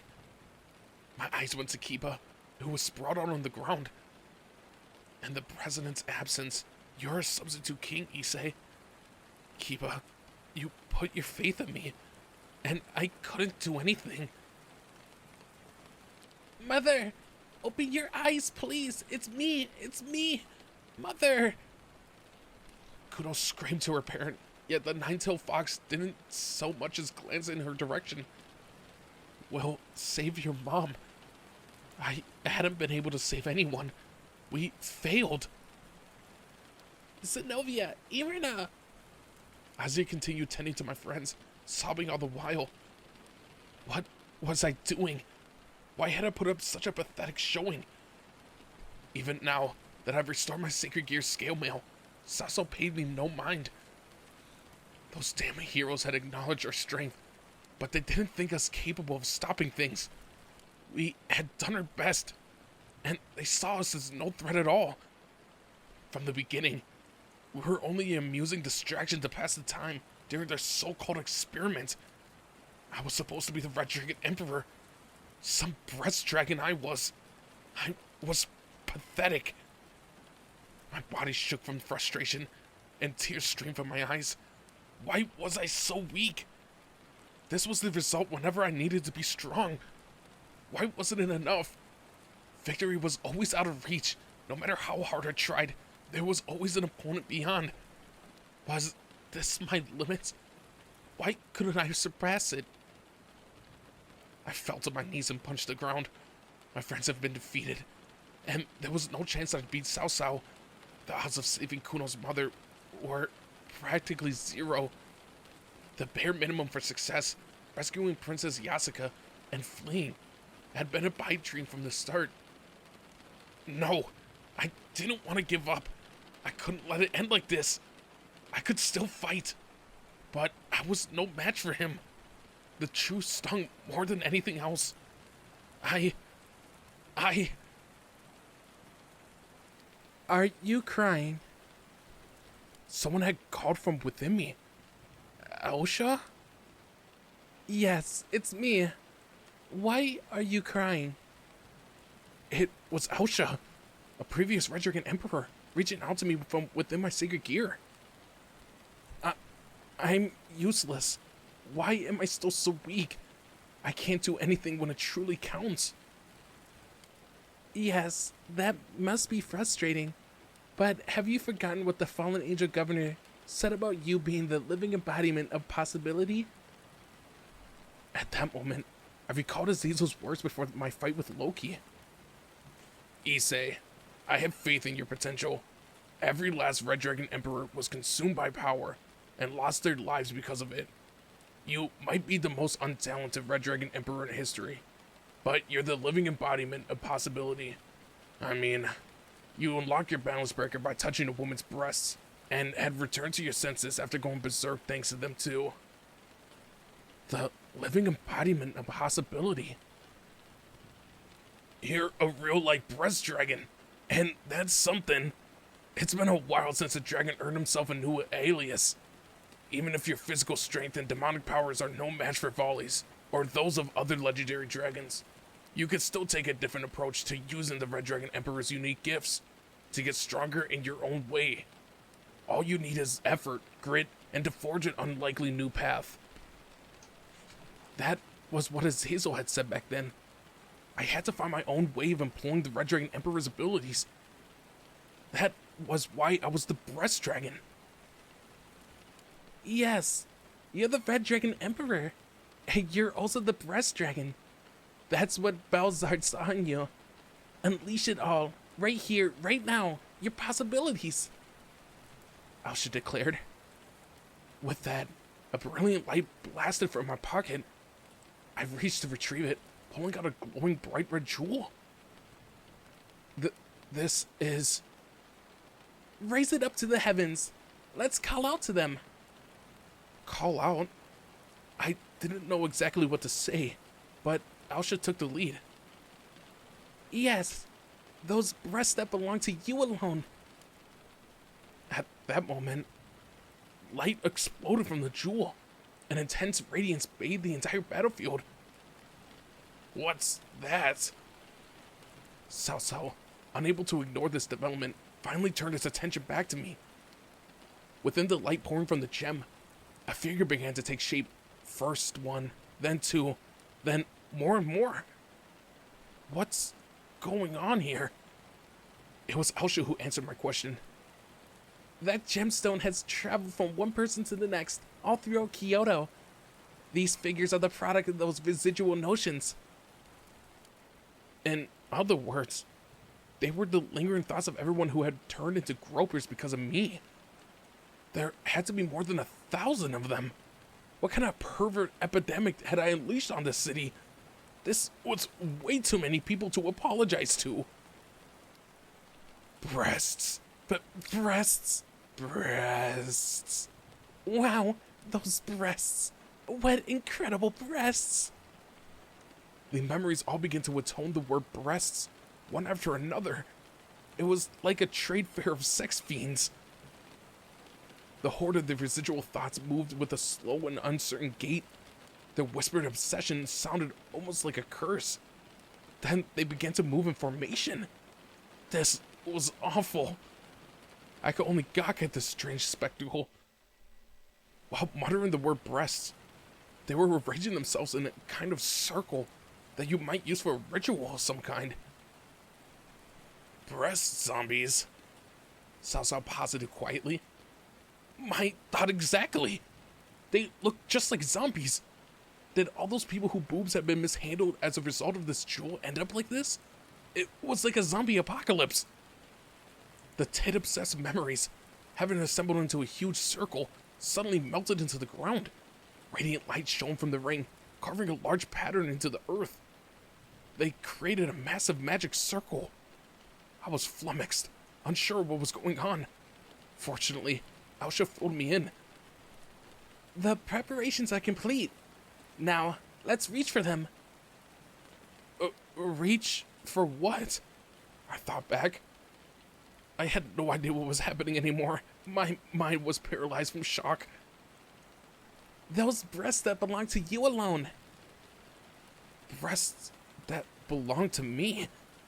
Naturally, the first person I thought of was my crimson-haired master. Now, call out for them, summon them, those breasts. I couldn't keep up with this overwhelming situation, so I did as instructed. I summon you, breasts! The magic circle released a huge surge of power. The letters engraved all throughout it spelled the word breasts, and there were what even looked like hieroglyphics in the shape of the wonderful objects in there too. Could I really summon them? Could I really call the person whom I was visualizing? A figure emerged from the center of the magic circle. After a powerful flash, my crimson-haired Prez was there. Prez? Maybe she had been in the middle of getting changed, because she was only garbed in her underwear. She was clearly just as astonished by her sudden appearance as I was, and she looked all around. Who could blame her? This insane development would have astonished anyone. What's going on? Where am I? Is this Hamaru Palace? I'm in Kyoto. Is that you, Issei? What are you doing here? What am I doing here? Did you summon me? What's going on? The Prez looked like she was short-circuiting. For my part, I'd been left speechless too. Even the heroes appeared unsure how to react. I'm sorry, everyone. I never expected something like this to happen. Aosha, evidently noticed my consternation, said to me in all seriousness, "Touch them." Huh? I couldn't believe what I just heard. However, Aosha gave me the instruction again. Touch her breasts. Touch them? Yes, like you always do. You know, squish. Squish? Hold on, what's going to happen if I do that? What on earth was she saying? Was she truly a woman? Was this really one of the greatest Red Dragon Emperors of all time? This lady must have gone mad. Aosha paid no heed to my disbelief. This is the final deciding factor to unlock your potential. Ria's Gremory's breasts. They're the trigger. Use them to unlock the door of your possibilities. This was no good. Aosha was clearly insane. A predicament like this was beyond conception. The Prez's boobs aren't buttons to trigger my self-awakening. No, they are. Please try to understand. I've been observing you for a while, so I'm sure of it. This was awful. Too awful. Yet, I couldn't deny Aosha's command felt powerfully persuasive. The Prez's body abruptly began to glow with a golden radiance. Oh, what's this? I'm surrounded by light. Poor Riaz looked similarly baffled by the latest surprise. Before me, a marvelous sight began to take shape. The Prez's breast shone divinely. Aosha, what's going on? Riaz Gremory's breasts have come into contact with your potential. They've been pushed to the next level. the next level. Yes, her chest has overcome the limitations of the Switch Princess. They've earned their second phase. I'm sorry. I don't have any clue what that means. The second phase of what? This was all so incomprehensible that I felt like breaking down into tears. Touch them, and you'll evolve too. A dramatic transformation will become yours. All it would take was one push to unleash the power of the evil piece within you. Those breasts. Switches. Bah. Blood began to rush from my nose. I finally understood the situation. I approached the Prez, retracted the mask part of my helmet, and flashed her a smile. She tilted her head to one side. Issei? Prez, let me touch your breasts, I said with all sincerity. The Prez was left speechless by this request. Nonetheless, she only needed a quick moment to think. I don't know what's happening, but alright. My words have gone through to her. What on earth was this situation? This was incredibly beyond belief. Part of me was trying to think of a smart follow-through to make what I said sound cooler. But there was no turning back now. I would feel them. Yes, I would fondle them with my own two hands, right here in Kyoto. The Prez's breasts, her glorious boobs. It wouldn't do to let those cursed heroes lay eyes on this priceless sight. So the Prez turned around, so that only I could see as she removed her bra. As the clasp was released, those magnificently voluptuous tits popped down before my very eyes. I stiffened at the sight of those small changes and those wondrous objects that I believed myself intimately familiar with. Her nipples and pink areola were emanating a pale, rosy glow. The Prez's areola were literally shining. What on earth is this? Is it her second phase? Awesome. I could lose my mind trying to make sense of this crazy phenomenon. Now then, all I needed to do was caress them to receive divine grace. Ah, their glow was so magnificent. I let the armor protecting my fingers dissipate. I stretched out both hands, reaching towards the shining breasts. Now that I thought about it, I had done something very similar when I first awakened my balance breaker. And now I was about to touch them again. Maybe I leveled up each time we did this. I was deeply moved. Incredible. The sensation was amazing. With these boobs to help me, I felt I was able to solve any problem. Switches. The Switch Princess. The Prez was evolving alongside me. Maybe she was on track to becoming a real-life Switch Princess. Are you ready, Drake? I asked mentally. Why? He was bawling. Such was the only course of action left for him. Sorry. I'm sorry, partner. But I'm gonna feel them. I have to. I need to. Here I go, I declared, erupting into a massive nosebleed. As I wrapped my hands around him, my fingers sank into the rich suppleness, that splendid, brilliant scene. Fresh sensations ran through my body, filling my brain with raw pleasure. Ah, the Prez's breasts were the best. And a sexy sigh. The killing blow. With that, the Prez's breasts exploded with light. This is... The Prez cried out at the wholly unexpected development. Her breasts were still glowing. The Prez ascended into the sky. The luminous chest was bathing the entire battlefield in its rose-colored shine. Incredible. She was climbing to the heavens, and her boobs continued to unleash that powerful light. Moved to tears, I brought my hands together in joy. Ah, breasts. The Prez continued to rise until, with a final luminous burst, both she and the magic circle vanished. Elsha? Where did she go? Back to where she was before. Seriously?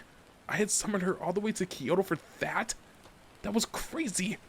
When I go home, I would have to get down onto my knees and apologize. What was all that?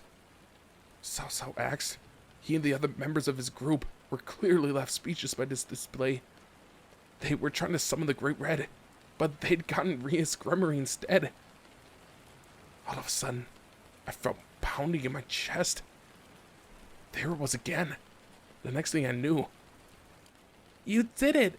Come on, let's go! Aisha called. In response to her cry, crimson light spilled from my body, overflowing from deep within me. Some red hot power was building. Had this energy been laying dormant inside my sacred gear? Was this my juggernaut drive? No, it couldn't be. The terror I recalled from last time was absent. This was a new wave of power, a sensation I never felt, yet it seemed nostalgic. Drake, is this? Yes, I feel it too, partner. It fills me with memories. This is my original aura. It isn't driven by extreme emotion, like your juggernaut drive. There's no curse here, no outflowing of passion.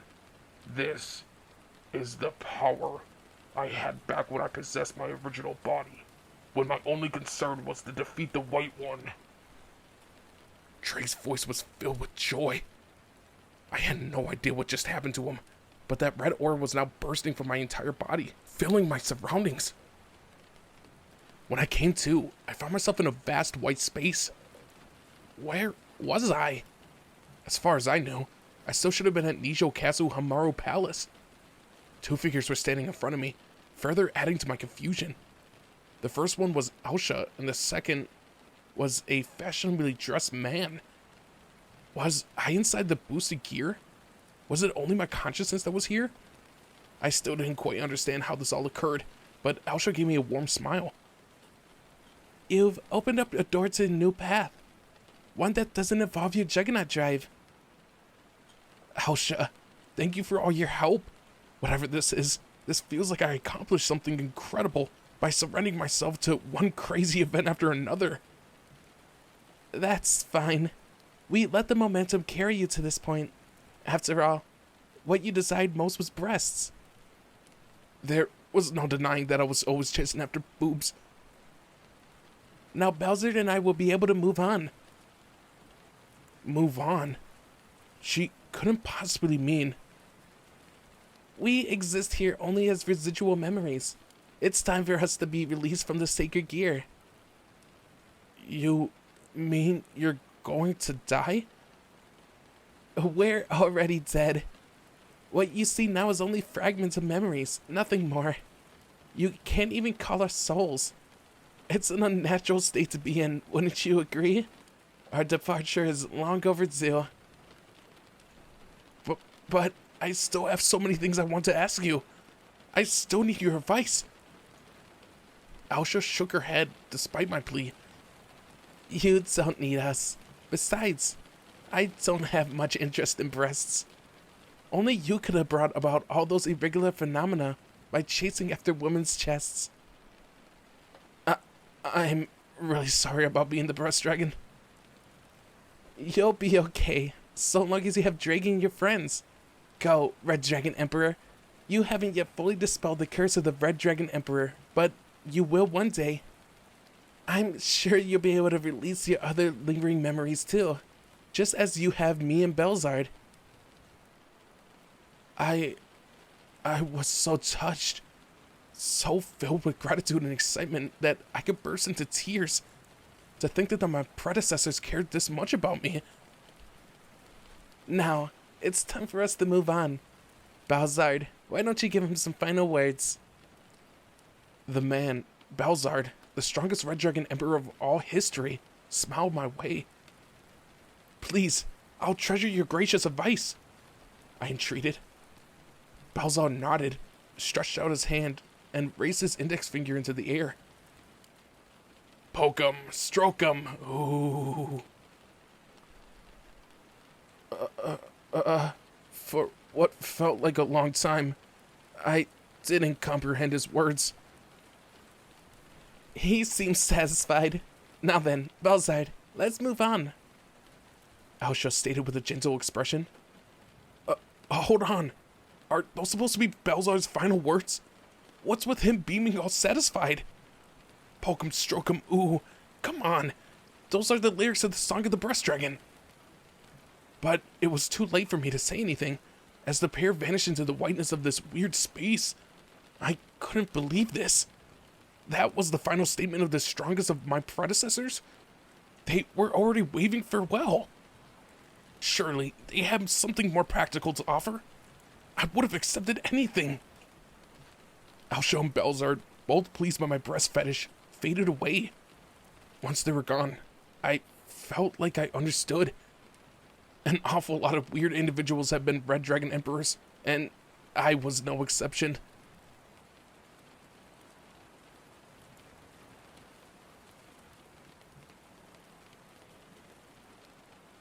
After all, I'm a massive pervert. That cry was the first thing out of my mouth as I regained consciousness. I was way beyond help. Let's go. Boosted gear. Responding to my eager spirit, my aura wreathed my body in crimson and began pouring into my surroundings. I was overflowing with energy. It was coming from deep inside of me, from my sacred gear. This was Drake's original power. If combined with all those negative emotions capable of triggering a berserk juggernaut drive, this would really be terrifying. Fortunately, it was different now. I wasn't burdened by dark feelings. My consciousness remained. Oh, yes. Now I remember. How could I have forgotten? Yes, this was God. He was the one who sealed my original power away, and Albion's too. Judging from what he was saying, Drake had evidently recalled something critical. However, it would have to wait, because we had to set these damn heroes flying. Let's show them what this long sealed power is capable of. Let's go. Red Dragon Emperor. All my power. The strength of the Gremir Familia. Let's draw on all that and let loose. Desire, Diablos, Determination, Dragon, Disaster, Desecration, Discharge. The jewel studying my armor recalled a litany of dangerous sounding words, all which began with the letter D. A new way to put the power flowing through me to use entered my mind. This will be awesome. Beelzebub, the adjustments you made to my sacred gear are being enhanced by the Red Dragon Emperor's powers. Possibilities, mine, Drake's, our potential. With everything that had happened, my queen promotion had been nullified. I would have to promote again, and this time, it didn't require Ozzy's permissions. At the top of my lungs, I declared, Mode change, Welsh Blaster Bishop. I promoted to a bishop, but as you might have expected, I was no ordinary one. Bracing myself, I concentrated my red aura around my shoulders and began to give it form. The result was a backpack, complete with a pair of massive large caliber cannons, one over each shoulder. The gathering hum was the sound of the weapons charging up. My demonic power had increased to new levels, thanks to my bishop promotion, which combined with my newly awakened powers, resulted in a ridiculous amount of energy accumulating in my backpack. I was running an incredibly high energy blast. This is bad, Salsal said. It looked like he had sensed the vast force accumulating in my cannons. If I scored a direct hit, I could probably blow them all away, right? That was the plan anyway.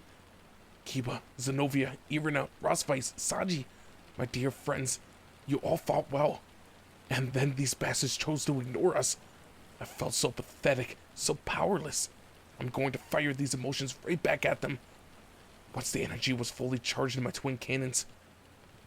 Boost, boost, boost, boost, boost, boost, boost, boost, boost, boost. Take this, Dragon Blaster! My shoulder cannons let loose with an astronomical explosion. Try though did I maintain my balance, the force blew my body backward. It took all my strength just to keep him getting hurled away by the recoil. And that concentrated surge of force was coursing straight for the band of heroes. Interesting. I'll see what you got, Mr. Legendary Dragon. Heracles declared, stepping up to take my blast head on. Don't! Get out of the way! Salsal bellowed, sending Hercules flying with a thrust of his spear. The heroes quickly fell back. My blast passed them, racing into the distance. A tremendous explosion shook the artificial space, consuming the cityscape. The power continued to spread wider and wider until the entire city was engulfed in a brilliant light. When it finally subsided, everything was gone. Even the game field itself seemed to be damaged, distorting all over the place. He eradicated this entire city. Hey, if he keeps doing that, this whole space will be destroyed. Heracles exclaimed. Apparently, he just realized how powerful my attack was. He managed to warp the pseudo-dimension, yet we built this thing to be so durable. How could he wield that level of strength? The grin had finally disappeared from Siegfried's face, leaving him frowning. It was time for some payback. This wasn't over. Sao Sao! I shouted, dismissing the cannons on my back. This dissipated into motes of light. That had only been the beginning. Next, I made some adjustments to my evil piece within my body. Right, what I needed now was speed, incomparable quickness. I pictured myself as Kiba, a knight. Mode change, well sonic boost knight. I extended my dragon wings and took off as Sao Sao. The intensity of the boosts on my back multiplied, spewing a magnificent streak of demonic energy. I shot forward with such speed that the air trembled. Not yet. I still wasn't fast enough. I needed to be quicker than he could follow. I required supersonic, godly swiftness. Armor purge! I called, releasing several portions of my scale mail. The thick, heavy armor protected my torso, my arms, my legs, and my head all vanished. Casting aside all unnecessary weight, I rocketed ahead with bare minimum in the way of my protection. My boosted gear scale mail had been honed to a sleek suit. I had given up the majority of my defenses in favor of a streamlined form, capable of moving rapidly. I needed divine speed to move beyond what anyone could track. The intense G-forces left me nauseous, but I pushed through it, shooting through the sky. It must have been how Kiba and Volley saw the world. To be honest, my body wasn't used to this, but I need to see it through. I don't care if I slam right into you, Sao Sao. I caught him in my sights and threw my body at him. You're fast. Sao Sao braced himself with the spear. Good. We could decide this with a straight-up fight. That was the kind of battle I best understood. I slammed into that bastard hero at breakneck speed. Sao Sao coughed. I grabbed him and kept on flying. You're mine now. Got anything to say? I asked. I didn't expect you to rush in head first, but to think that thin armor of yours could withstand my spear? Sorry about this, but I just finished powering it up. I can end you. Yeah, with my scale mail as thin as it was right now, one hit from the true Longinus would be enough to finish me. I would surely be annihilated the second I made contact. But I knew that. I've known that all along. Thus, I adjusted my evil piece inside me yet again. Mode change, Welsh Dragon Rook. The time for speed was gone. Now it required overwhelming strength of defense. My red aura wrapped around me, restoring my armor.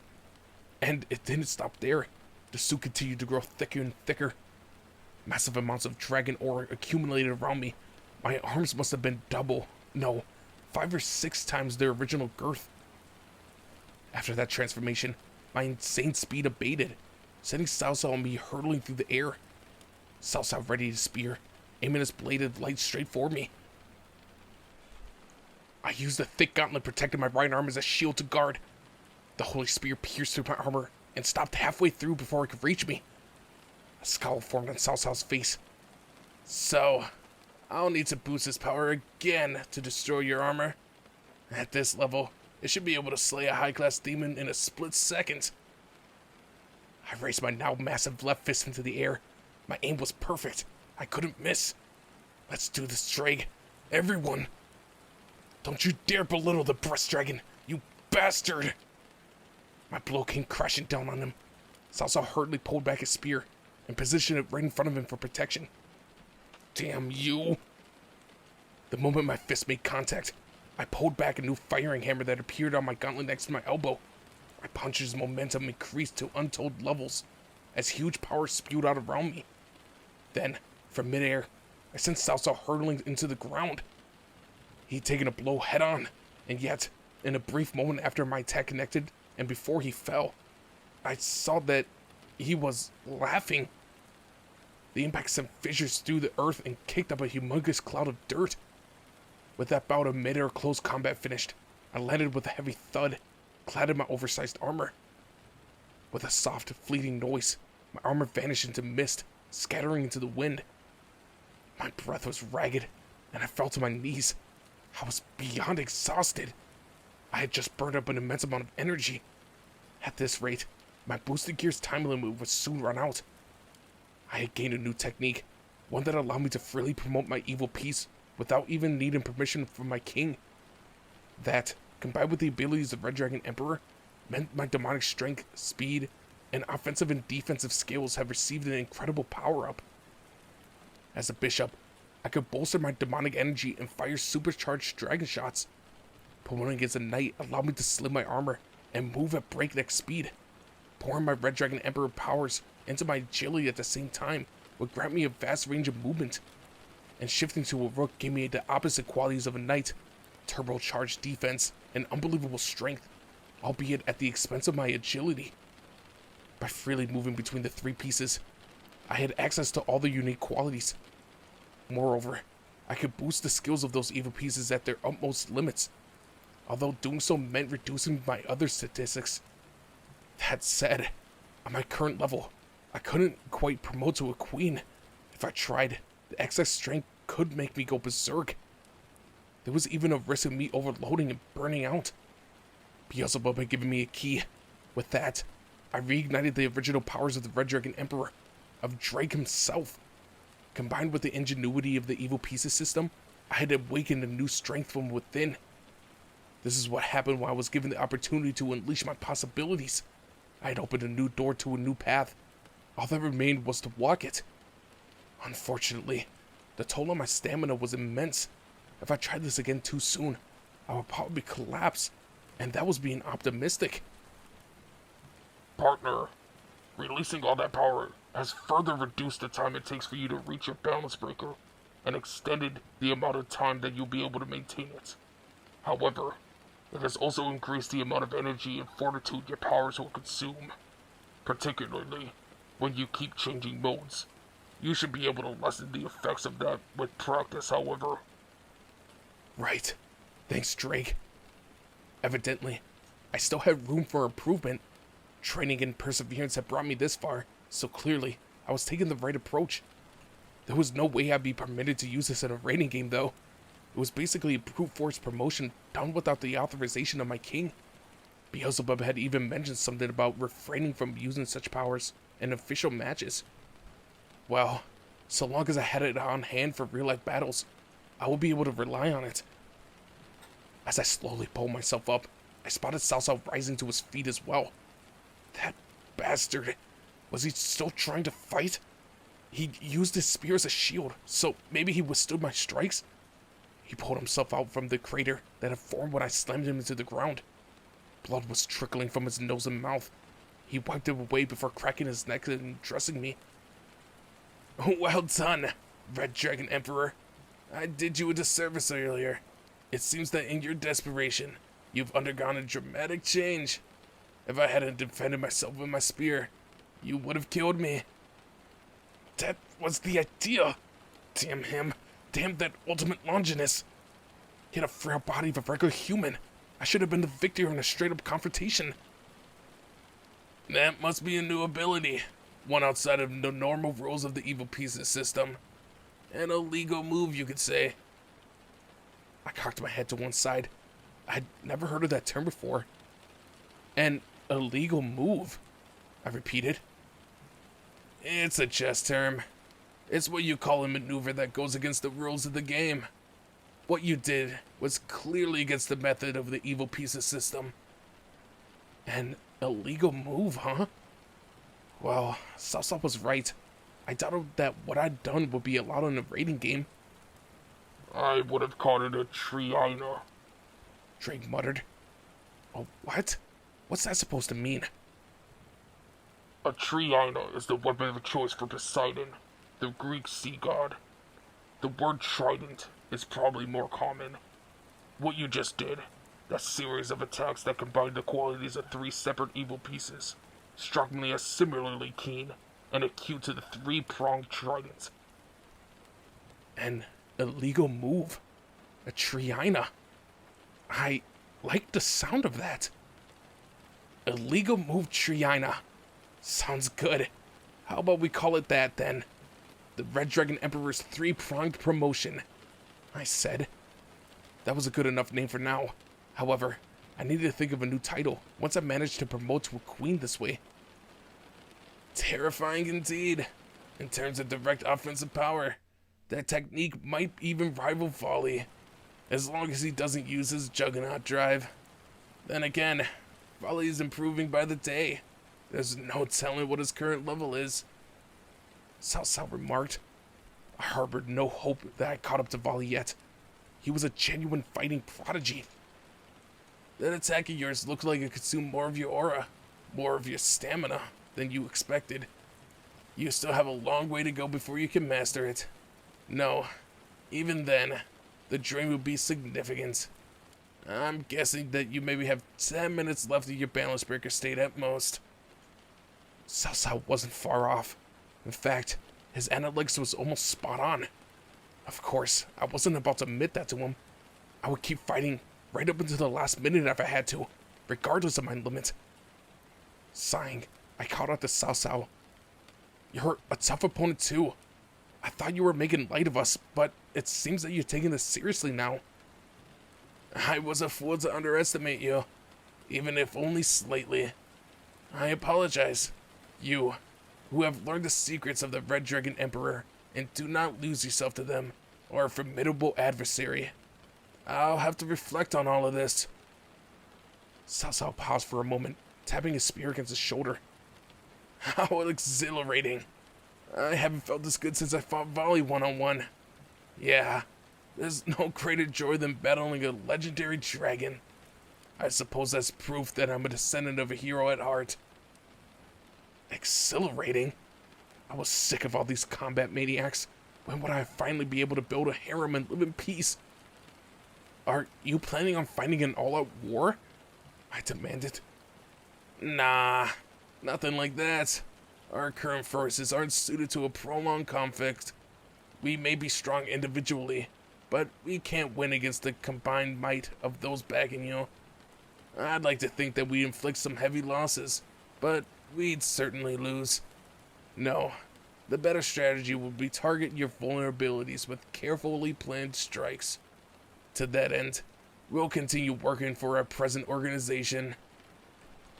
He was willing to stick with Ophis for that? Cao Cao was an odd one, that was for sure. Maybe he had some other reasons too.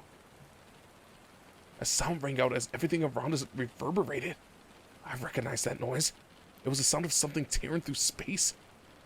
I hesitantly looked upwards, only to find a gaping hole forming in the air. The image of that massive red dragon flashed in my mind. Looks like it's begun, Cao Cao said with a clearly joyful grin. So, the Great Red really has been summoned by that nine-tailed fox and that huge magic circle.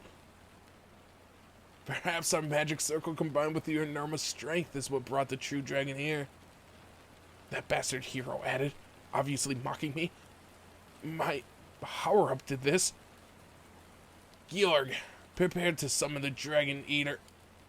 Cao Cao paused in mid-sentence, narrowing his eyes and staring suspiciously into the rift. No, that isn't the Great Red. It's rare for battle. What emerged from the dimensional rift was the Eastern Dragon, its long, slender body at least 12 meters in length. It certainly wasn't the Great Red. A mesmerizing green aura radiated from its body and glided gracefully through the night sky. It's the mischievous dragon Yulong, Cao Cao cried out. Yulong? He's one of the 5 Dragon Kings. Cao Cao, though evidently startled by Yulong's sudden appearance, was directing his gaze not at the dragon, but at the figure riding its back. I too focused my attention to it. It was a tiny figure, and they soon fell from Yulong's back. Did they jump from that height? The person didn't seem bothered by the considerable plunge, landing safely. What a powerful current of spirit energy, and of a dragon's domination. All of Kyoto is reacting to strange utations. The small figure had a voice of an elderly man, and was approaching us slowly, one step at a time. He was so tiny, almost a child in stature. Hold on. Was he a child? He couldn't have been any larger than a toddler. His fur shone with a golden radiance, and his garments looked almost like a monk's robe.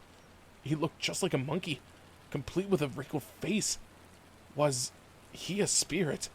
A monkey one? A staff was clutched in his hands, and prayer beads hung around his neck. Oddly enough, he was sporting a pair of almost cyberpunky glasses. His lips, which gripped a small pipe, were twisted in a dauntless grin. "Ah, long time no see, you with the holy spear. You've grown," the elderly monkey said to Cao Cao.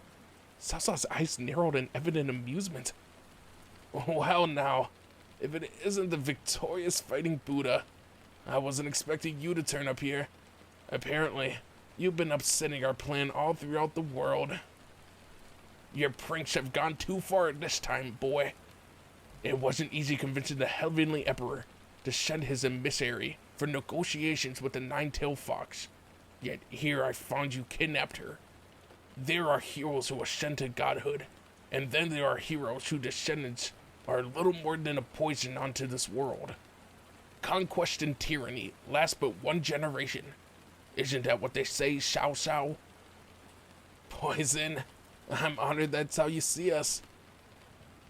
It was clear that Cao Cao regarded this old man with certain reverence. Heck, all those so-called heroes were staring at him in awe. Actually, it may have been closer to strained tension. Hold on. The Heavenly Emperor? He meant Sakura, right? The Lord of the Devas? And this monkey was his emissary. So he was the one Princess Asuka was supposed to hold talks with? He has to be one powerful old monkey to get a job like that. Just, who is this guy? I muttered under my breath. "It's probably Sun Wukong, the first generation one," Kiba whispered. "I guess he had his wounds mended because he was walking towards me." "Oh, hold on. Seriously?" I was shocked beyond belief. So, he's the original Sun Wukong? That old monkey guy is the one from the journey to the west? This was incredible. Was he the reinforcements that Zazel had mentioned? The old monkey hadn't noticed me staring at him because he grinned in my direction. "Red Dragon Emperor, you've done well, my boy. But you can ease up now. I'm here to give you all a helping hand. Leave it to Gramps. Yulong, take care of our spirit friend," the original Sun Wukong stated. Hey, don't you go ordering me around, you old geezer. Yulong bellowed back. I'm worn out just for getting us here. Anyway, what's happening with that White Dragon Emperor's friend? That witch girl? Whoa, is that Rachel? Have you been fighting that fox spirit? Man, how long has it been? Yulong seemed seriously psyched up. He hasn't changed at all. Is that so, Drake? "I'll treat you to some fine Kyoto dining later," the old Sun Wukong said with a puff of his pipe. "How does that sound?" You decrepit old fool. You'll treat me. Don't act like I'm your errand boy. I'm the Dragon King. Hey, Fox Lady, see how strong I am? Yulong confronted Yasuka, complaining all the while. Approaching Cao Cao, Sun Wukong called. "Sorry about this, Red, but I'll teach this boy here a few lessons." At that moment, Siegfried unfurled his 6 arms, charging straight for the old monkey. "Siegfried, don't! You can't!" Cao Cao cautioned, but it looked like nothing in the world was going to hold that Asura guy back. "Boss Monkey Man, if you're the genuine Sun Wukong, then I'll... Stretch, Niobu," the old man said softly. With those calm words, the staff in Sun Wukong's hand elongated at a tremendous speed, sending Siegfried flying. Siegfried was hurled into a pile of rubble with one hit. Whoa, that old monkey was super strong. He took out Siegfried in a single blow. Even Kiba and Zenobia, who wielded the new Durandal, hadn't been able to beat him. "You aren't ready to face me, boy. Nor are your demon swords, either. Let's go back to the basics. You could start by learning how to run." As the old Sun Wukong glanced back at Siegfried, Yulong exclaimed, Huh? Hey, Gramps, this fox girl is super buffed. The Dragon King had been ensnared by the spirit's many tales. It was a bitter struggle, yet Yulong still appeared so amped. Pull yourself together. You're a Dragon King. Sun Wukong chided with a sigh. Just so you know, I'm the youngest Dragon King. I'm still bursting with youth. Sure you are. Weren't you the one who kept going on about retiring the second you won your last flashy battle? Put that youth of yours to use. Fine. Here goes. I guess the bizarre pair had reached an understanding. Judging by their interactions, they must have been good partners. The miscontrolling mage released the magic circle holding the nine-tailed fox and aimed a hand at Sun Wukong. Apparently, he considered the old monkey more important than summoning the Great Red. Seize him, O Mist! At the mage's command, the fog gathered around Sun Wukong. Submit yourself to the power of heaven, the force of thunder that seals the dragon's jaw. Sun Wukong intoned an incantation, then tapped his staff against the ground. That was all that it took to disperse the vapor. Your skills with that sacred gear still have a ways to go. Why don't you try asking the Red Dragon Kid over here for some help? He was praising me. I was touched. You cleared my fog, but I generated it with a Longinus. The mage was taken aback. Honestly, who wouldn't have been? He was using a top-tier Longinus, and it had been useless. Take this! Cao Cao, sensing an opening, extended the blade of his spear, yet Sun Wukong blocked it with just a single finger. Impossible! How could he stop that weapon so easily? A keen weapon, but that's it. You're still young. If I stop that thing with just a finger, you'll have no hope of destroying gods or Buddhas. Don't get cocky. Cao Cao laughed in the face of this reprimanding. I see. So you still possess the monstrous strength you're famous for. I've heard all about how powerful you were when you were young. I wonder how well you hold up now. The first generation Sun Wukong merely shrugged unconcernedly in response to this question. Siegfried pulled himself from the rubble, calling out to his leader. Cao Cao, let's call it quits. This Sun Wukong guy is practically a celebrity. What with how many times he foiled the Chaos Brigade's terrorist attacks. If we keep this up, we'll be putting valuable talents to waste. I underestimated him. He's too strong. Hearing this, Cao Cao lowered his spear. So, it's time to withdraw. I suppose overextending ourselves here can prove fatal. The band of heroes quickly assembled. Just as the mist-wielding mage began to activate a gigantic magic circle beneath his feet. It was a transportation array. They were planning to flee. Let's call it a day, Sun Wukong. Members of the Gremlin Familia, Red Dragon Emperor, we'll meet again. Hold on. Wait. Don't you even think about running. They have thrown our school trip into chaos and hurt Kuno's mom. I gathered my power, generated a cannon over my left gauntlet, and concentrated my remaining energy into it. As the force collected, it released a buzz. I didn't need to deal them a huge blow, only enough to make sure I hit them. The first generation Sun Wukong looked at me and grinned. Are you trying to complete my errand for me, boy? Well, go ahead. He needs a good walloping. This won't last long, but how about I help boost your power? Sun Wukong tapped his staff against my armor. Immediately, a tremendous strength surged from my body. Was this the power of sage arts? Did I still have this much power left inside of me? Had it been lying dormant? Thanks, Gramps. With this, I now had enough to let loose. I am a cannon break for Cao Cao. You think that you could just go home after all that? Here's a little souvenir from Kyoto. A blast of concentrated demonic force erupted from the cannon on my gauntlet. You damn bastard! Heracles and Jean leaped in front of Cao Cao to shield him. Now! I visualized Sir Zek's unique style of magic attacks, an endless barrage from all possible directions. No, I didn't need to go that far. I just needed to adjust the trajectory of the bombardment. Twist! I cried out. In reply, the beam of energy warped, bending around Heracles and Jean. The blast caught Cao Cao by surprise, hitting him smack in the face. Red smoke rose into the air as Cao Cao covered his face with his hands. I had twisted it. I had altered my attack's trajectory mid-flight. There was still room for improvement, but this meant I could likely achieve the same result with my direction shot. My battle with Sir Zex hadn't been for nothing. Blood was dripping down from Cao Cao's right eye. His whole face was stained bright red. He brought a hand up to his wound, his face twisted in clear, frenzied rapture. My eye! Red Dragon Emperor! Cao Cao readied his spear and began reciting something. O spear, the true lance that pierced God himself. Absorb the dynast ideal that lies dormant within me. Grant me both blessing and destruction that I may... At that moment, Siegfried slammed his hands against Cao Cao's mouth, silencing him.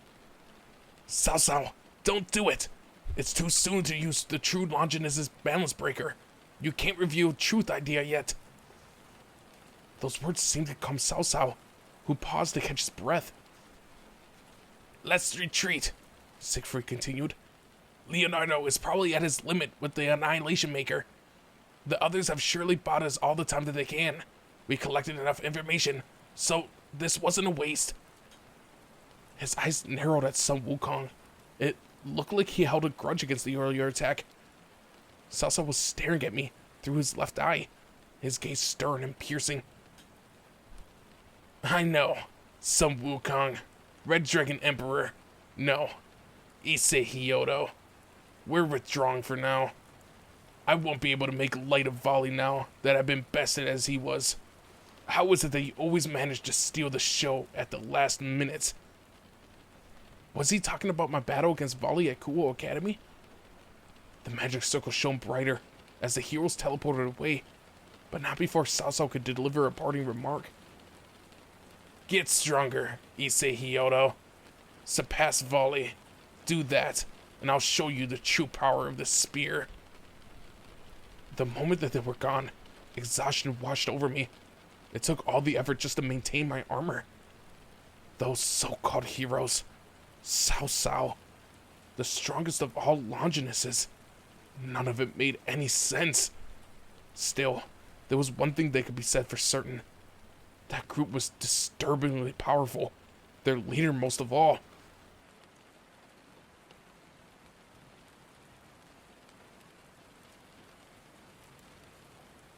After the heroes had fled, only our group, along with Sun Wukong, Yulong, and Princess Yasa remained. Ah, that was rough. I would have been in real pain without her reaching all. Yulong landed on the ground, pausing to catch his breath. Yulong and Saji, who had since returned to normal, had successfully quelled the rampaging nine-tailed fox. Upon returning to his human form, Saji passed out, and Azia was tending to him. Good work there, buddy. Princess Yasa, however, was still a giant beast, and her eyes remained vacant. Whatever brainwashing techniques the heroes had used on her were most likely still in effect. Mother! Mother! Kuno shouted, but there was no response. Sun Wukong popped on his pipe in apparent consideration. Now then, what shall we do here? I should be able to use some shade arts to remove the negative key from her, but that would take some time. Suddenly, the old monkey seemed to hit on something, and he glanced my way. You there, boy, Red. I hear that you have some ability that allows you to listen to women's breasts.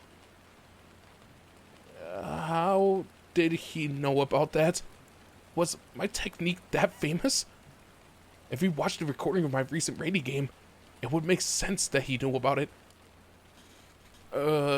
Yeah, I do. Good, I'll help you.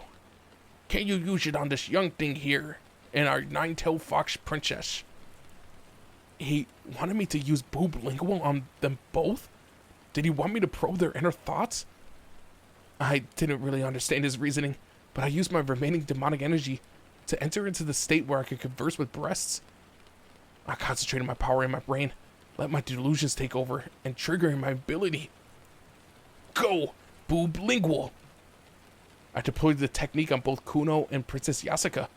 At the same time, I released my armor. This required all my remaining strength. After confirming that my ability was working, Sun Wukong twirled a staff through the air and brought it back down. The space unfolded around us, taking precedence over the field created by my boob lingual. The surroundings seemed to be undulating around me. Was my vision blurred? This is a special application of the technique of yours, my boy. I've changed it just a little to let them connect directly. Sun Wukong turned to Kuno. Girl, try calling out to your mother with your heart. Kuno nodded and closed her eyes. I heard the voice inside my mind. Mother, Mother, can you hear me? Mother, Mother, please, come back. Please, Mother, please. Princess Yasuka gave no sign that she understood. I won't be selfish anymore. Kuno continued, weeping. I'll eat fish, even though I don't like it. I'll stop running around Kyoto at night. So please, please, please, Mother, please come back. Forgive me. Mother, please. It was a sorrowful appeal. Kuno apologized to Princess Yasuka repeatedly. And then, it happened. No. It was faint, but I definitely heard a reply. Kuno left her head, crying out with her heart once more. Mother, it's me, Kuno. Please sing to me that song again. Treat me to that dance again. I'll be good, I promise. I want to be with you and learn about Kyoto. I want to walk through the city with you. A gentle light wrapped around Kuno and Princess Yasuka as the body of the nine-tailed fox gradually shrank. When the glow subsided, Princess Yasuka had been returned to her human-like form. Kuno had done it. She restored her mother to normal. Before I knew it, I found myself adopting a victory pose. Where am I? Princess Yasuka was trembling, and it looked like that her mind was still rather fuzzy, but she was finally herself again. Kuno rushed over, leaped into her mother's arms, and burst into tears. Princess Yasuka embraced her in turn, stroking her head. What's the matter, Kuno? You're always crying. Damn. I couldn't help but sob at this touching scene. Kuno, thank goodness. Azia, having finished healing everyone, was bawling her eyes out. Ah, what a wonderful scene. Congratulations, Kuno. Well, it looks like that's resolved. Sun Wukong announced with a tone of finality. And so, after many twists and turns, our battle to save the nine-tailed fox Princess Yasuka had come to an end.